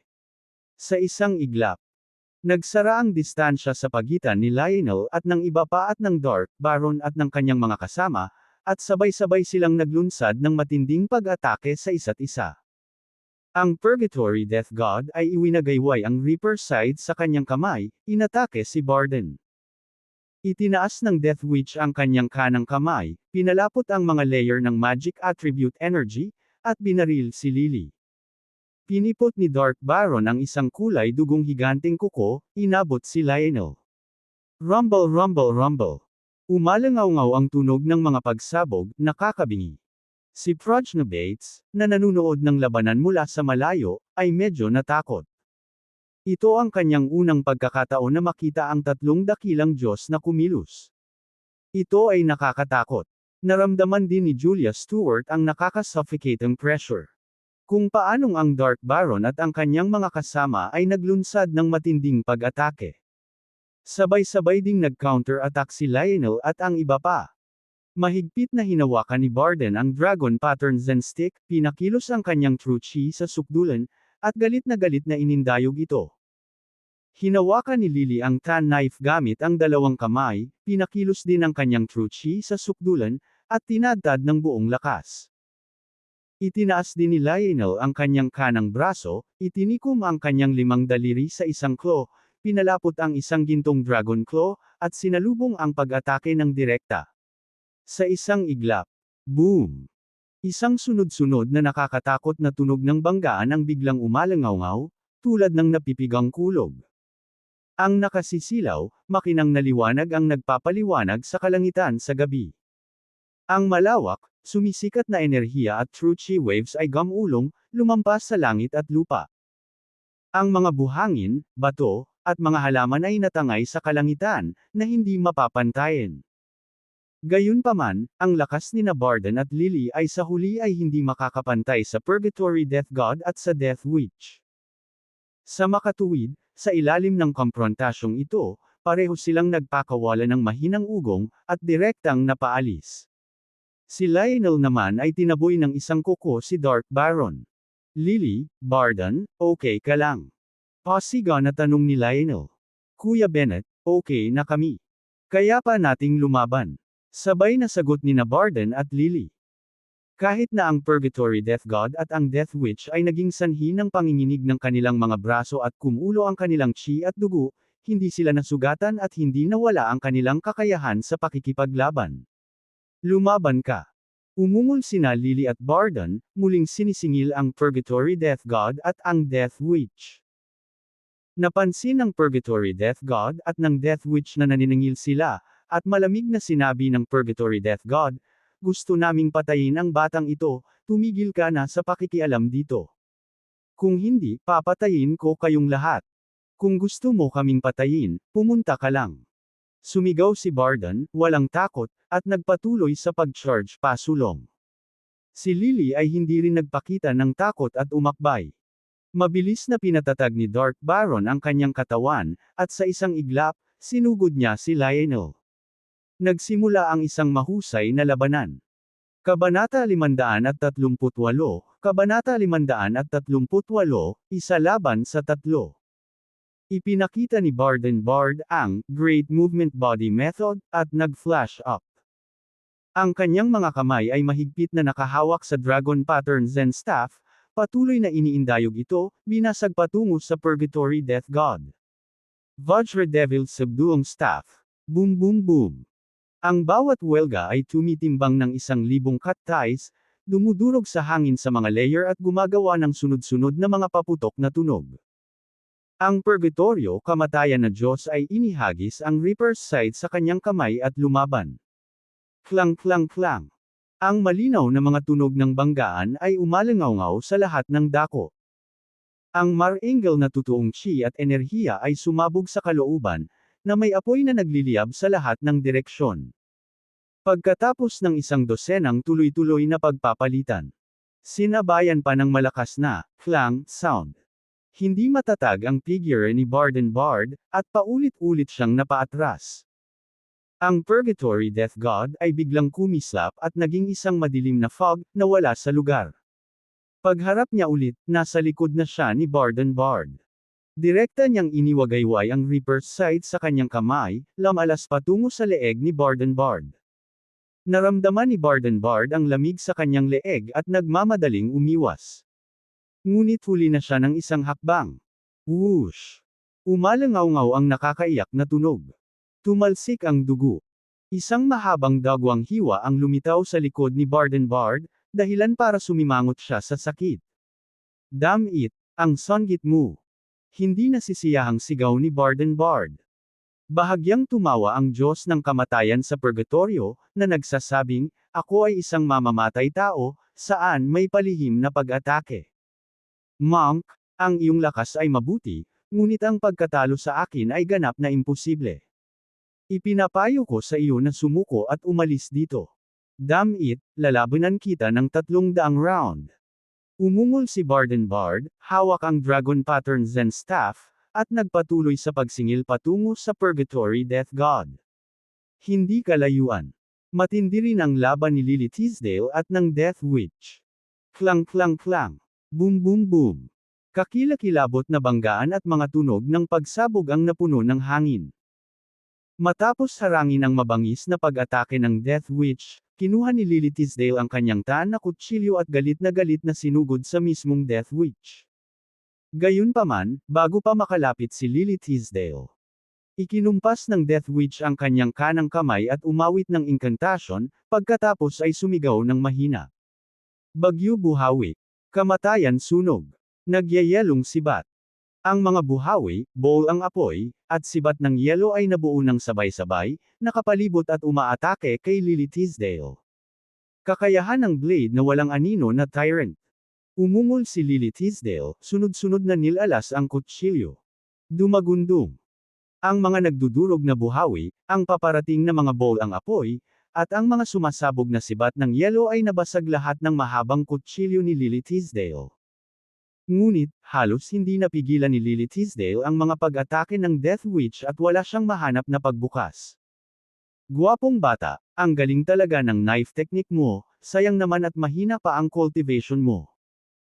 Bahagyang tumawa ang Death Witch, kumislap ang kanyang anyo, dumaan siya sa mga layer ng liwanag at enerhiya, pinalamutian ng isang Purple Thunder Palm, at humampes kay Lily Teasdale. Nagulat si Lily Teasdale, mabilis na itinaas ang tan knife para harangin, at nag-condense ng isang tunay na chi shield para sa depensa. Sa isang malakas na, dagandong, ng kulog. Natamba si Lily Teasdale gamit ang kutsilyo, nabasag ang tunay na chi shield, at ang kanyang katawan ay nalaslas ng ilang madugong hiwa ng kidlat. Halika, ituloy mo. Si Lily Teasdale, na puno ng dugo, ay umungal at muling sumugod sa Death Witch. Nang si Barden Bard at Lily Teasdale ay mahigpit na nakikipaglaban sa Purgatory Death God at sa Death Witch. Sina Manuel Bennett at ang Dark Baron ay nakulong din sa isang matinding labanan. Talagang malakas ang kapangyarihan ng Dark Baron. Gayunpaman, ang pakikipaglaban ng isa sa isa, si Manuel Bennett ay napatunayang mahirap pa ring labanan, na patuloy na pinipilit pabalik. Lumabas ka. Umungol si Manuel Bennett, ginawang kamao ang kanyang kuko, at binasag ang mga layer ng kulay dugo na mga hadlang na pinalapot ng Dark Baron sa isang suntok, na nagpalipad mismo sa Dark Baron. Sa eksaktong sandali nang itumba ni Manuel Bennett ang Dark Baron sa hangin. Si Lily Teasdale at Barden Bard ay napasigaw sa sakit habang sila ay direktang binomba at pinalipad ng Purgatory Death God at Death Witch. Lumipad ang dalawa pabalik ng mahigit 30 metro bago nila halos mapatatag ang kanilang mga katawan. At habang pinapatatag ang kanilang mga katawan, ibinuka nila ang kanilang mga bibig at nagluwa ng isang subaw ng dugo. Nang makita na sina Lily Tisdale at Barden Bard ay sabik pa ring umatake. Malakas na sumigaw si Manuel Bennett, Lily Tisdale, Barden Bard, hindi ka nila kapareha. Magpahinga ka ng mabuti, at ipaubaya mo sa akin ang natitirang laban. Kahit na ayaw nina Lily Tisdale at Barden Bard, wala silang ibang pagpipilian kundi ang magpaubaya. Kung patuloy silang lumaban, baka mas lalo silang masugatan. Sa oras na iyon, hindi lamang nila matutulungan si Manuel Bennett, ngunit sa halip ay magiging pabigat din sila. Bumantong hininga si Barden Bard, mukhang napakahina pa rin ng ating paglilinang at lakas. Kapag nahaharap sa mga tunay na makapangyarihang nilalang na ito, ang ating lakas ay sadyang hindi sapat. Napabuntong hininga din si Lily Tisdale at sinabing, wala na tayong magagawa, napakalakas ng mga to. Ipinahayag ni Barden Bard, hanggat sinusunod natin si Brother Bennett, balang araw, tayo ay magiging mas malakas. Oo naman. Tumugon si Lily Tisdale nang may parehong paniniwala. Sa sandaling ito, sa isang patch ng damo malayo sa villa, tumayo si Manuel Bennett na may kahangahangang paraan, malamig ang kanyang mga mata. Pinalibutan siya ni Dark Baron, Purgatory Death God, at Death Witch. Ang malamig na mga mata ni Manuel Bennett ay tumama sa kanila at sinabi sa isang nangingibabaw na tono, halika, gamitin ang iyong pinakamalakas na kapangyarihan at labanan mo ako. Sa gusto mo. Yumangay si Dark Baron at may isang flash, sinugod si Manuel Bennett. Ang Purgatory Death God at Death Witch ay sumunod din at sabay na umahan. Pinangunahan ni Dark Baron ang pagsalakay, itinaas ang kanyang kanang kamay at pinalamutian ng isang malaking kuko ng dugo, pinupunit ang kalangitan sa gabi at tinutukan si Manuel Bennett. Ang Dharma form na nakapalibot sa kanya ay sabay-sabay ding umindayog ng kuko. Nang hindi nagpapakita ng anumang kahinaan, pinalapot ni Manuel Bennett ang isang Golden Dragon Claw gamit ang kanyang kanang kamay, at ang Divine Dragon 9 Claws ay pinakawalan, na tumama ng husto pataas. Boom! Nagbanggaan ang dalawang kuko na nagdulot ng malakas na pagsabog. Si Dark Baron ay direktang pinalayas. Sinasamantala ang sitwasyon, inihagis ng Purgatory Death God ang Reaper Side sa kanyang kamay patungo sa lalamunan ni Manuel Bennett. Ang Death God Dharma form sa kanya ay inihampas din ng Reaper Side, sinusubukang patayin si Manuel Bennett. Mabilis na nag-react, pinaikot ni Manuel Bennett ang kanyang baywang, itinaas ang kanyang kanang paa, at iniwagayway ito sa lakas ng pagwawali sa libu-libong sundalo. Klang! Ang sipa na ito ay parang mabigat na martilyo, na sinisipa ang Purgatory Death God. Kung paanong ang Purgatory Death God ay ipinadala na lumipad palabas. Itinaas ni Death Witch ang kanyang kanang palad, pinakilos ang 6 na uri ng mahiwagang enerhiya, at itinutok ito kay Manuel Bennett. Umalis ka sa akin. Sinagot din ni Manuel Bennett ang isang palad, ang 8th-section Divine Dragon Palm ay pumuputok, na nakikipaglaban ng direkta. Pumalakpak. Nagtama ang magkabilang palad, na nagdulot ng parang kulog na tunog. Humph! Isang mahinang ungol ang binigkas ni Death Witch, diretsyong napatumba. Sa susunod na panahon, si Manuel Bennett ay lumaban sa kanilang tatlo ng mag-isa, tumutugma sa bawat galaw, at tinataboy ang madilim na Baron at ang iba pang dalawa ng paulit-ulit. Pagkatapos ng 12-dosenang magkasunod na galaw, si Dark Baron at ang dalawa pa ay pinalayas na naman. Pinalibutan ng tatlo si Manuel Bennett, malamig ang ekspresyon nila, tumutulo ang pawis sa noo, at medyo gulo ang paghinga. Bukod dito, ang kanilang mga katawan ay natatakpan ng mga sugat, at patuloy na umaagos ang dugo. Napakalakas ng batang ito, na para bang ipinanganak siya para lumaban. Anak, hindi ako naniniwalang hindi ka kayang patayin ng pinagsamahan nating tatlo. Umungol si Dark Baron at patuloy na pinakilos ang kulay dugong enerhiya sa loob ng kanyang katawan. Ang Purgatory Death God at Death Witch ay baliw din na pinakilos ang enerhiya sa loob ng kanilang mga katawan. Sa sandaling ito, Parang nahati sa tatlong seksyon ang langit sa itaas nilang tatlo. Ang isa ay lumundag ng kulay dugo na enerhiya. Ang isa ay umiikot na may madilim na fog. Isang iluminado ng pitong kulay na liwanag. Maging si Julia Stewart, na nakakita ng maraming kakaiba at kakilakilabot na mga tao sa nakalipas na ilang buwan, ay labis na nabigla sa tanawing ito. Kabanata 539, Kabanata 539, Pagsuko. Napuno ng gulat ang mga mata nina Lily Tisdale, Barden Bard, at Progna Bates. Sa nanginginig na boses, sinabi ni Progna Bates, "Ito ba ang lakas ng banal na hari?" Talagang nakakatakot. Biglang tinapakan ni Manuel Bennett ang kanyang paa, galit na pinakilos ang true chi sa loob ng kanyang katawan. Ang kalangitan sa itaas ng kanyang ulo ay nabahira ng kulay ng ginto, na may true chi na umiikot, matiyagang hinaharangan ang enerhiyang pag-atake ng trio ng Dark Baron. Void Blood Chain. Blood Spear. Ikan-away ni Dark Baron ang kanyang kamay. Isang serye ng mga kadena na kulay dugo ang sumambulat. Isang kalabisan ng Scarlet Blood Spears ang bumaril. Shadow Killing Clone. Death God's Twilight. Ang Purgatory Death God ay inihagis din ang Reaper Scythe sa kanyang kamay, na nagpasimula ng isang mabangis na pag-atake.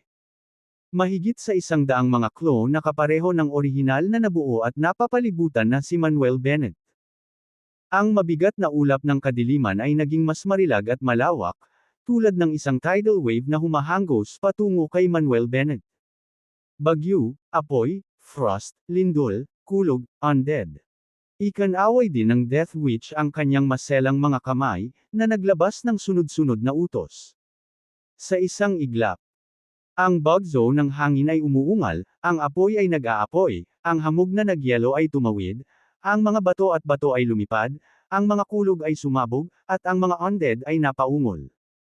Ang 6 na layered magic attack ay sabay-sabay na inilunsad patungo kay Manuel Bennett. Sa sandaling ito, ang Dark Baron, Purgatory Death God at Death Witch ay sabay-sabay na naglunsad ng kanilang pinakamalakas na pag-atake, na nakakatakot sa sukdulan, at nakakatakot sa sukdulan. Sina Lily Tisdale, Barden Bard, at Progna Bates na nanunood ng labanan mula sa malayo, ay hindi maiwasang makaramdam ng lamig sa kanilang mga puso. Kung sila ang nasa sitwasyon, nahaharap sa pagkubkob ng tatlong Divine Kings, malamang nahaharapin lamang nila ang isang landas kamatayan. Ha. Si Manuel Bennett ay nagpakawala ng isang masayang tawa, na sumisigaw, "Magaling, dapat ay ganito na ang lahat, saka lang ako makakalaban ng mas mabangis."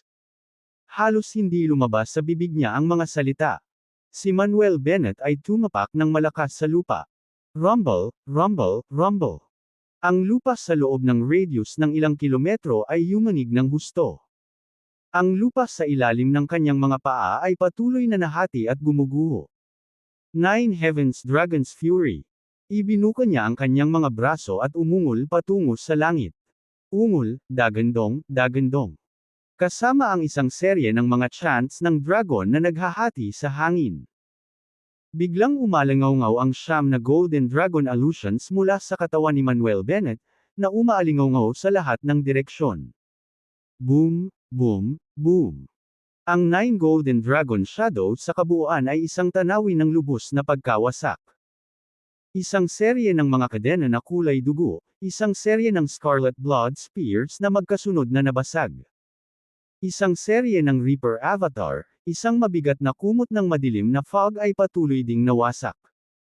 Hangin, apoy, yelo, lupa, kulog, undead, lahat ng 6 magical attribute energies na ito ay nasira lahat. Nang makitang ang solong galaw ni Manuel Bennett ay sumira sa buong pag-atake ng kanilang tatlo. Napuno ng gulat ang mga mata ng Dark Baron. Ito ba ang tunay na lakas ng bata? Talagang nakakatakot. Miller, Julie, huwag kang magpigil, ituloy mo ang pag-atake. Sumigaw ang madilim na Baron, pagkatapos ay muling hinayaan ang enerhiya ng dugo sa loob ng kanyang katawan na sumambulat, malakas na winuwagayway ang kanyang kamay. Netherworld Blood Prison. Sa isang iglap, nabuo ang isang malaking bilangguan ng dugo, na nakakulong kay Manuel Bennett sa loob.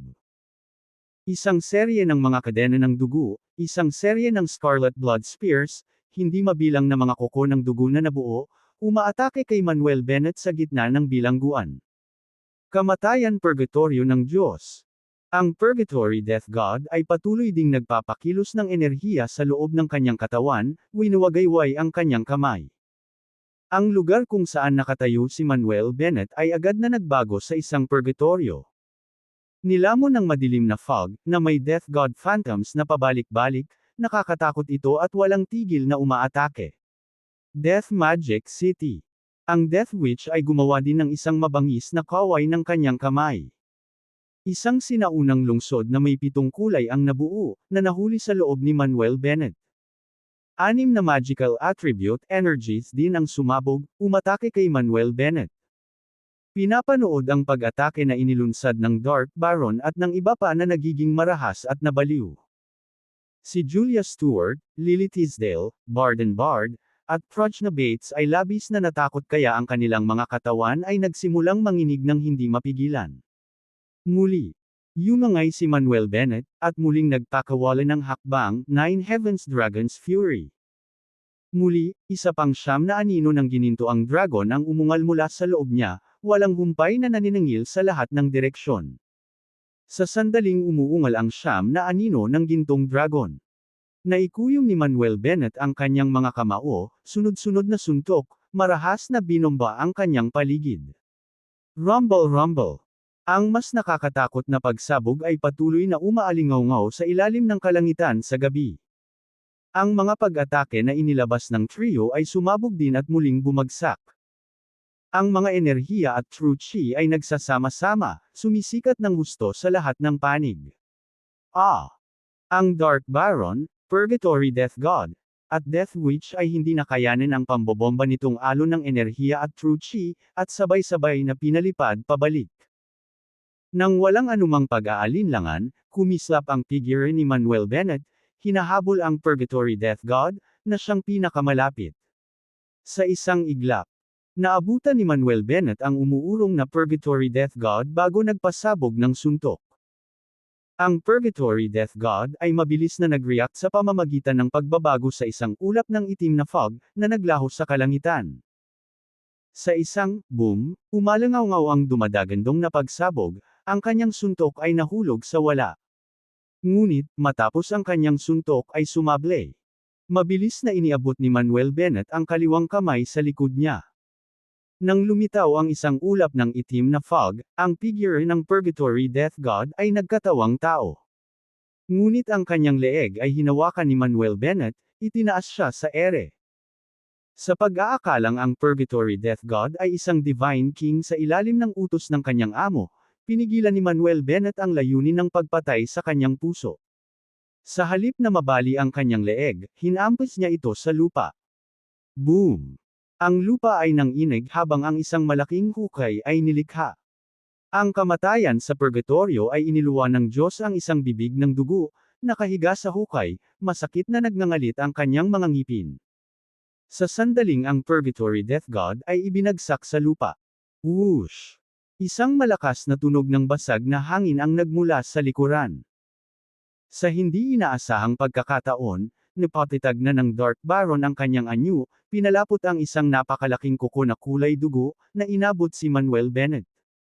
Parang may mga mata sa likod ng kanyang ulo, mabilis na tumalikod si Manuel Bennett at nagpasabog ng suntok. Thud! Isang malakas na ingay ang umalangaw-ngaw. Ang madilim na baron ay nagpakawala ng isang masakit na sigaw habang ang kulay dugo na napakalaking kuko na namuo mula sa enerhiya ay nabasag ng isang suntok. Naputol ang kanyang kanang braso, at ang kanyang katawan ay pinalipad pabalik na parang kanyan. Walang pagpapalam, inilunsad ni Manuel Bennett ang kanyang sarili pasulong, naglabas ng isa pang suntok. Ang Dark Baron ay walang oras upang mag-react, at ang suntok ay tumama sa kanyang dibdib.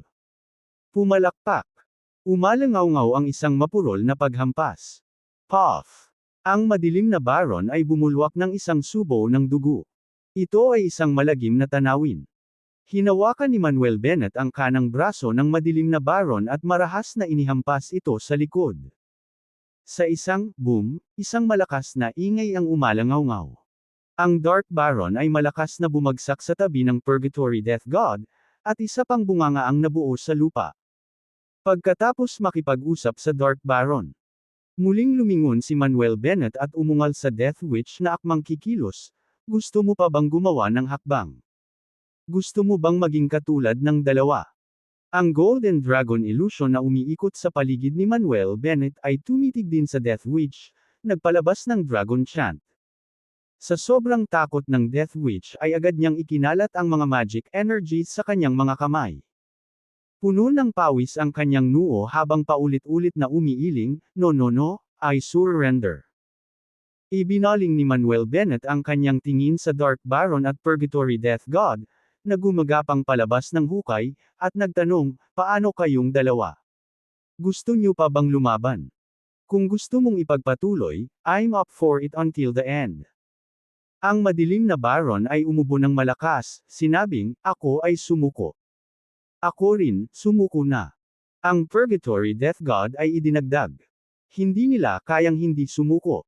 Hindi peke ang takot na naramdaman nila mula sa dati ng pinalabas na layunin ng pagpatay ni Manuel Bennett. Alam din nila na pinigilan sila ni Manuel Bennett na patayin dahil sa kanyang paggalang sa All Divine Emperor. Kung hindi, malamang ay patay na sila. Kabanata 540, Kabanata 540, ang malakas ay iginagalang. Sa isang iglap, naging tahimik ang buong eksena. Si Julia Stewart, Lily Tisdale, Barden Bard at Prajna Bates ay natulala. Noong una ay nag-aalala sila kay Manuel Bennett, sa takot na siya ay talagang papatayin ng tatlong Dark Baron. Ngunit ngayong nakita nila ito, napagtanto nila na masyado silang nag-iisip. Ang lakas ni Manuel Bennett ay lumampas sa kanilang imahinasyon. Ngumisi si Barden Bard at sinabing, mukhang ang mga tinatawag na Divine Kings ng Divine Court ay sadyang ganyan. Huminga ng malalim si Prajna Bates at sinabing, Brother Barden Bard, hindi ang tatlong Great Divine Kings na ito ay masyadong mahina, ngunit si Mr. Bennett ay masyadong malakas. Tumango si Lily Tisdale. Nararamdaman din niya na ngayon lang talaga nag-effort si Manuel Bennett. Kung ginamit ba niya ang lahat ng kanyang lakas, iyon ay hindi malinaw. Sinulyapan ni Manuel Bennett silang tatlo at nagtanong sa bumang na boses, "Do you submit now, or not?" Sabi ni Dark Baron na may matagal na takot, "Mr. Bennett, ang lakas mo nga ay lumampas sa aming imahinasyon, aminado kaming natalo." Matapos malaman ang tunay na lakas ni Manuel Bennett, taos-puso niyang inamin ang pagkatalo at gumamit ng isang karangalan. May qualification ba ako para maging susunod na God Emperor? Tanong ulit ni Manuel Bennett. Purgatory Death ang Diyos ay bumantong hininga at sinabi, Mr. Bennett, ang iyong lakas ay talagang higit sa aming tatlo, at maaari mo kaming supuin. Gayunpaman, kaming tatlo ang huling nireranggo sa 10 dakilang Divine Kings. Ang iba pang 7 Divine Kings ay mas malakas kaysa sa amin. Kung hindi ka nila kikilalanan, hindi mo magagawang kunin ang posisyon ng God Emperor. Tumango si Death Witch at sinabing, Oo, Mr. Bennett, maliban kung kinikilala ka ng higit sa kalahati ng Divine Kings, hindi ka makakaupo sa trono ng susunod na emperador ng Diyos. Nakikita ko. Tumango si Manuel Bennett at sinabing, mukhang nakasalalay ang lahat sa lakas. Sinabi ni Dark Baron, Dr. Bennett, ito ang madilim na mundo, ang mahihina ay biktima ng malalakas, at ang malalakas ay iginagalang. Upang makuha ang paggalang ng iba, kailangan mong magkaroon ng ganap na lakas. Nilikha ng Old Divine Emperor ang Divine Court sa ilalim ng pang-aapi ng iba't ibang malalaking organisasyon, na umaasa sa sukdulang lakas. Kung hindi, ang banal na hukuman ay hindi nalikha, at ang ibang mga organisasyon ay hindi nagsumite sa iyo. Tumingin si Manuel Bennett sa tatlo at sinabing, alam kong hindi pa rin kayo kumbinsido sa akin ngayon. Ngunit, sa hindi masyadong malayong hinaharap, papatunayan ko ito sa iyo. Patutunayan ko sa iyo na hindi mali ang pangitain ng aking amo. Kwalipikado na akong maging susunod na God Emperor, at maaari kong pamunuan muli ang Divine Court sa tuktok ng mundo. Sinabi ni Death Witch, inaasahan ko ang pagdating ng araw na iyon. Huwag kang mag-alala, ang araw na iyon ay hindi masyadong malayo. Sumagot si Manuel Bennett, at pagkatapos ay nagsabi, gayon din, pagkatapos mong bumalik, sabihin sa iba pang 7 banal na hari. Kung sino man sa kanila ang hindi tumanggap sa akin, hayaan mo silang hanapin ako. Mr. Bennett, iuulat namin kung ano ang nangyari ngayong gabi sa iba pang 7 Divine Kings tulad noon. Sagot ni Dark Baron, at saka naghanda na umalis kasama ang Purgatory Death God at Death Witch. Teka, pinigilan ni Manuel Bennett ang tatlo. Mr. Bennett, may iba pa ba? Tanong ni Dark Baron. Sinabi ni Manuel Bennett, hayaan mo muna akong pagalingin ka. Kung hindi mo magamot ang iyong mga sugat sa lalong madaling panahon, imposibleng ganap na gumaling ng walang kalahating taon. Sabi ni Dark Baron, pakiproblema ka, Mr. Bennett. Inimbestigahan nila si Manuel Bennett, kaya natural na alam nila na ang kanyang mga kasanayan sa medikal ay mahusay.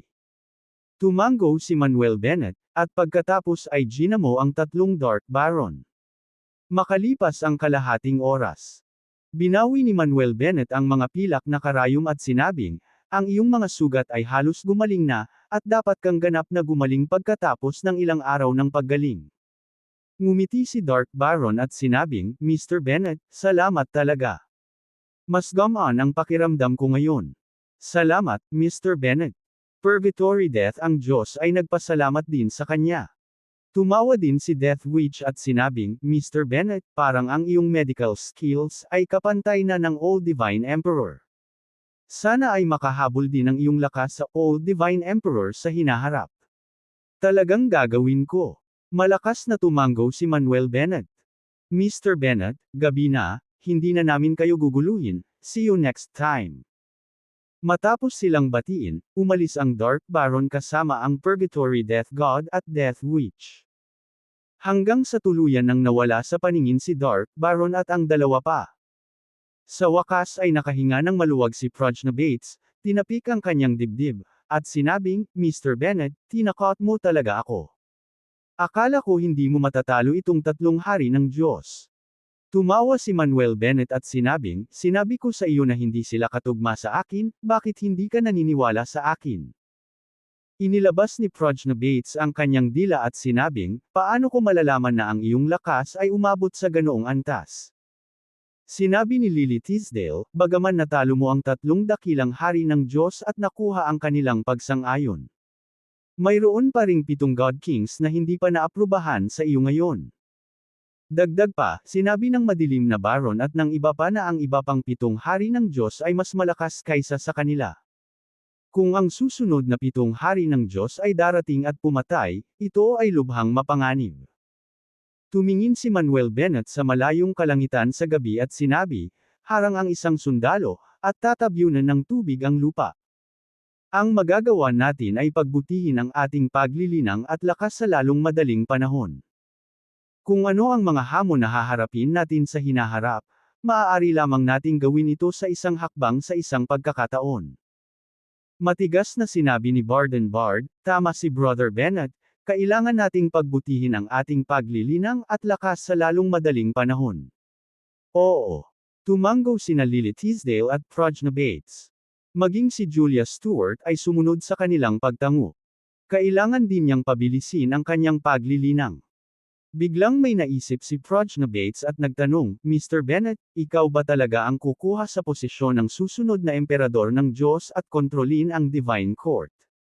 Siyempre totoo. Tumango si Manuel Bennett at sinabing, ginawa ng aking guro ang banal na hukuman, at dahil ipinagkatiwala niya ito sa akin, natural na kailangan kong balikitan ang malaking responsibilidad na ito. Tinamaan ni Barden Bard ang kanyang mga labi at sinabing, Brother Bennett, kung talagang kontrolado mo ang Divine Court, magiging kahanga-hanga iyon. Ngumisi si Prajna Bates at sinabing, Mr. Bennett, you got to have my back then. Tumango si Manuel Bennett at sinabing, maaaring medyo malayo pa ako sa layunin ngayon, ngunit sisikapin kong makamit ito. Siguradong ako ang magiging susunod na God Emperor. Dapat ko ring kontrolin ang Divine Court. Bandang hating gabi. East Nation, lalawigan ng Hawaii. Sa kailaliman ng Stable Mountain, mayroong isang liblib na lugar. Dito, matataas ang mga bundok at patong-patong ang mga hanay, makapal ang gubat, maulap ang ulap at ambon, at napakaganda ng tanawin. Sa mga bundok na ito nakaupo ang isang serye ng mga sinaunang gusali ng palasyo. Ito ang 10,000s of Swords Gate, isa sa mga nangungunang sinaunang martial arts sect sa East Nation. Gabi na noon. Maraming mga alagad na nakasuot ng asul na gown ang nagpapatrolya sa paligid. Sa sandaling ito, sa Royal Heaven Hall, ang pangunahing bulwagan ng 10,000s of Swords Gate, maliwanag ang mga ilaw. Lahat, nalaman ko na ngayon na ang pumatay kina Elena, Sinclair, at Jared Colton ay isang bata na nagngangalang Manuel Bennett. Isang galit na dagandong ang nagmula sa Great Hall.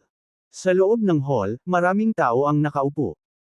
Sa yulunan ng mesa ay nakaupo ang isang nasa katanghaliang gulang na lalaki sa isang madilim na asul na gown na may marangal na katawan at isang gwapong hitsura, na kasalukuyang pinuno ng 10,000s of Swords Gate, si Gary Luther.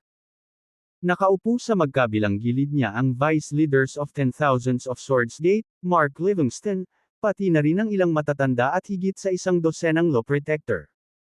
Hindi pa nagtagal, pagkaalis ni Mandy Lewis, Neil Livingston, at Ronald Kinsey sa bundok, hindi na sila bumalik. Ang 10,000s of Swords Gate ay nagpadala ng mga tao upang hanapin sila, ngunit sino ang nakakaalam na silang tatlo ay napatay? Kaya nagpadala sila ng mga tao upang mag-imbestiga, at sa wakas ay nalaman ang mamamatay tao. Ito ay isang bata mula sa River City na nagngangalang Manuel